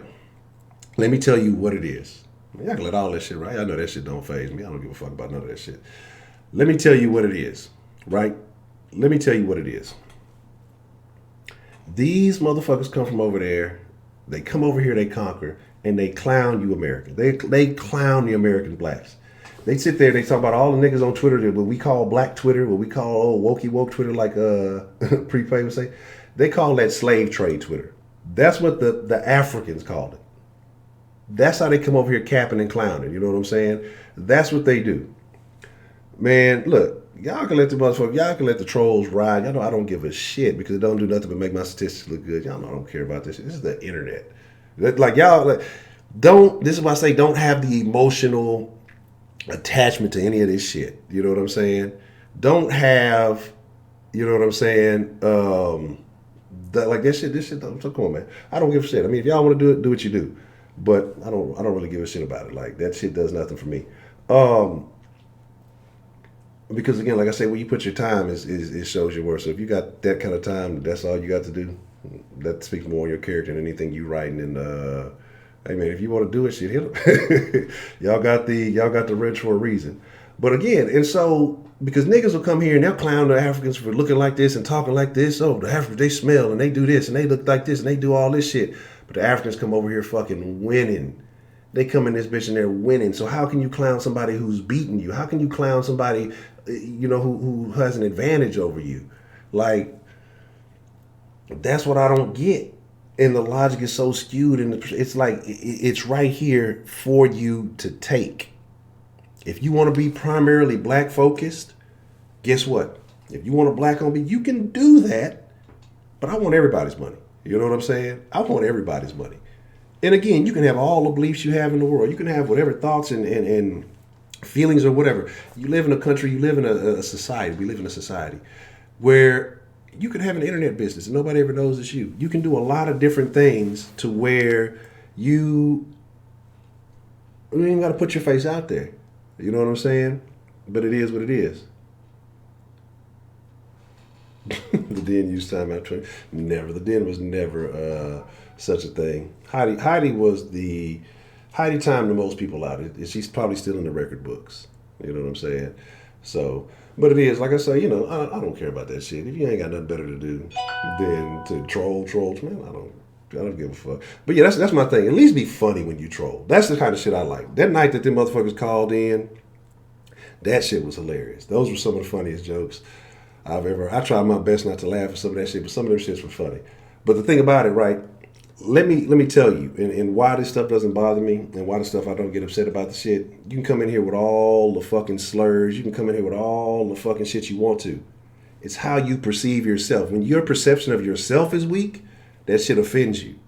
You can come in and call me all this shit. I don't see myself like that. So you can say all that shit you want to. That shit don't mean shit to me. I have a perception of myself. I have a belief in myself. And that shit don't, so you know what I'm saying? That shit doesn't fucking, say all the fuck you want to. That shit don't mean shit to me. That's you talking crazy to yourself. You talking bored to yourself or whatever. That shit don't mean shit to me. Like I say, that's why I say when people get mad, look, I ain't gonna lie. Old buddy who was in the Popeyes, I'm gonna wrap it up here in just a few. Old buddy who was in the Popeyes, man. Look. Now they eventually put their hands on him when it was all said and done. But I'm gonna be honest with you. All the shit talking, all that shit, it is what it is. Yeah. But when he hit old buddy with the little fakie, act like he was on something, I'd have beat the brakes off his ass. I'd have like all the talk all you want to. But I'd have took the little fakie as a threat. I'd have had to roll him on that one. But then you saw the two white dudes, old buddy hit his truck. Old buddy hit his truck. He got out there and beat his ass. That shit was funny. So look, that's how you know the Popeyes is bad. Now it's gotten to the white people. Now it's over with. But again, man, that's how y'all know. Look, hey, now look, it's been spread. The Popeyes infection has spread, and now it's everybody's getting it now.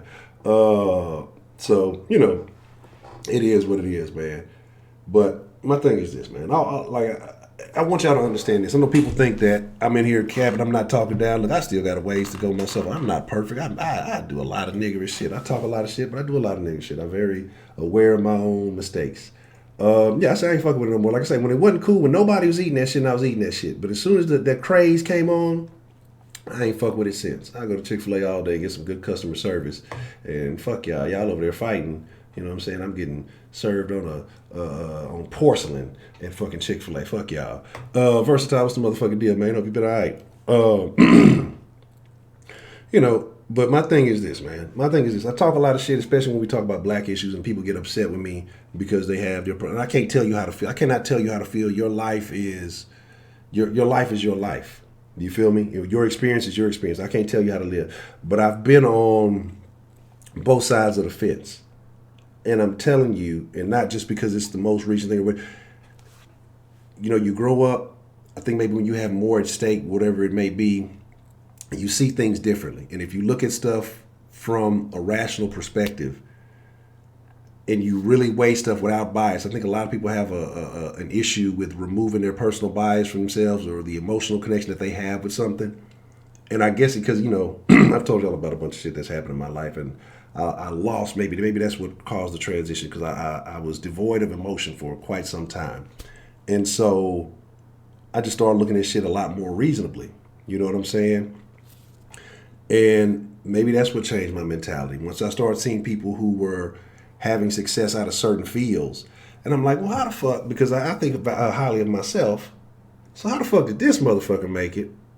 And he's basically has everything that I got going on. So I don't think he's any better than me.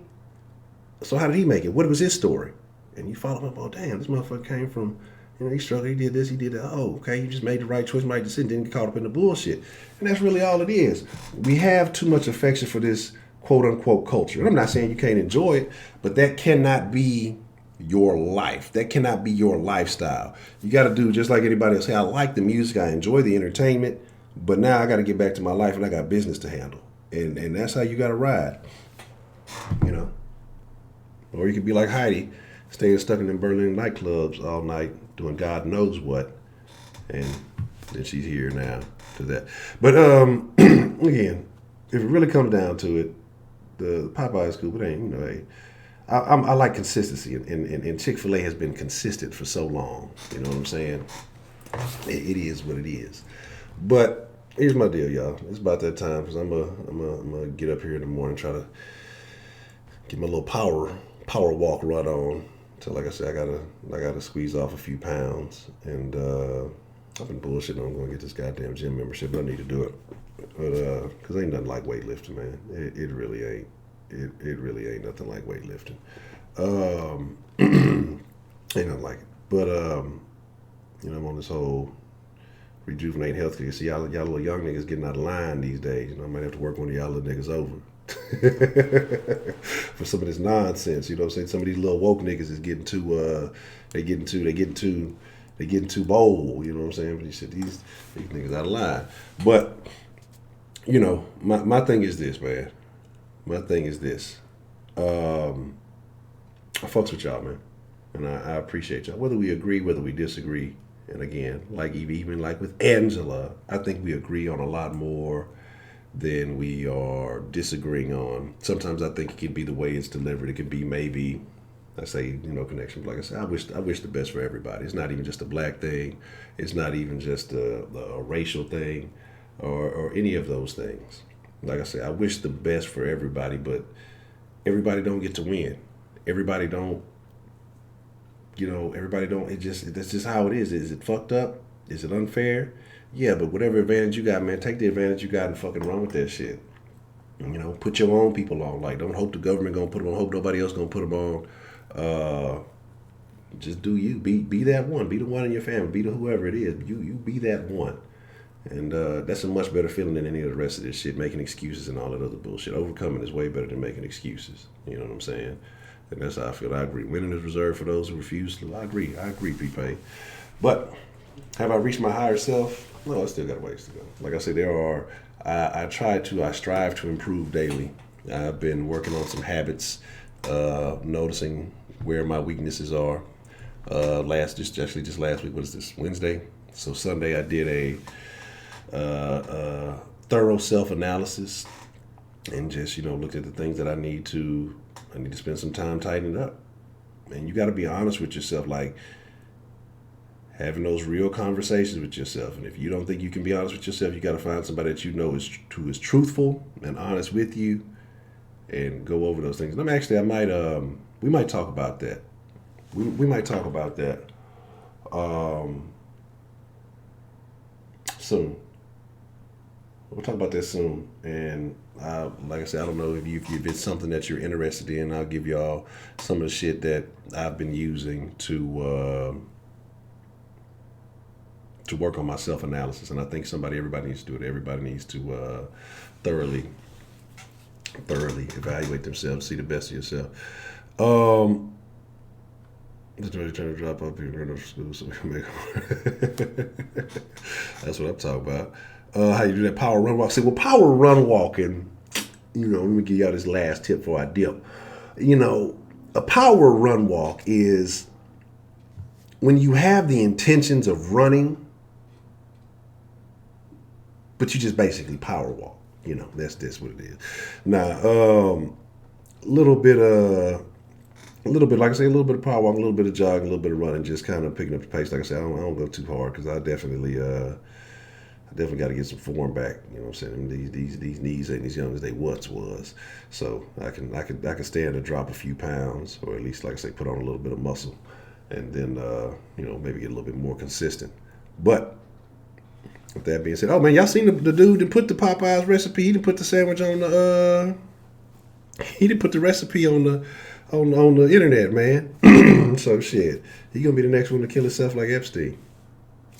But with that being said, I appreciate each and every one of y'all. I appreciate y'all coming through. It is an honor, a privilege, and a pleasure, a prayer package. An honor, a privilege, and a pleasure to get to chop it up with y'all each and every night when my ass actually do show up.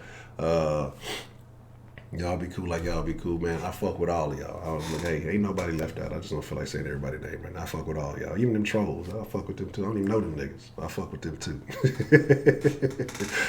Smudge with the do-rag on. I fuck with that cat too. I don't even like it. I ain't even a cat person, but I fuck with Smudge. I'm out, man. I'm like, y'all know I'm tired of talking super crazy. I'm gone.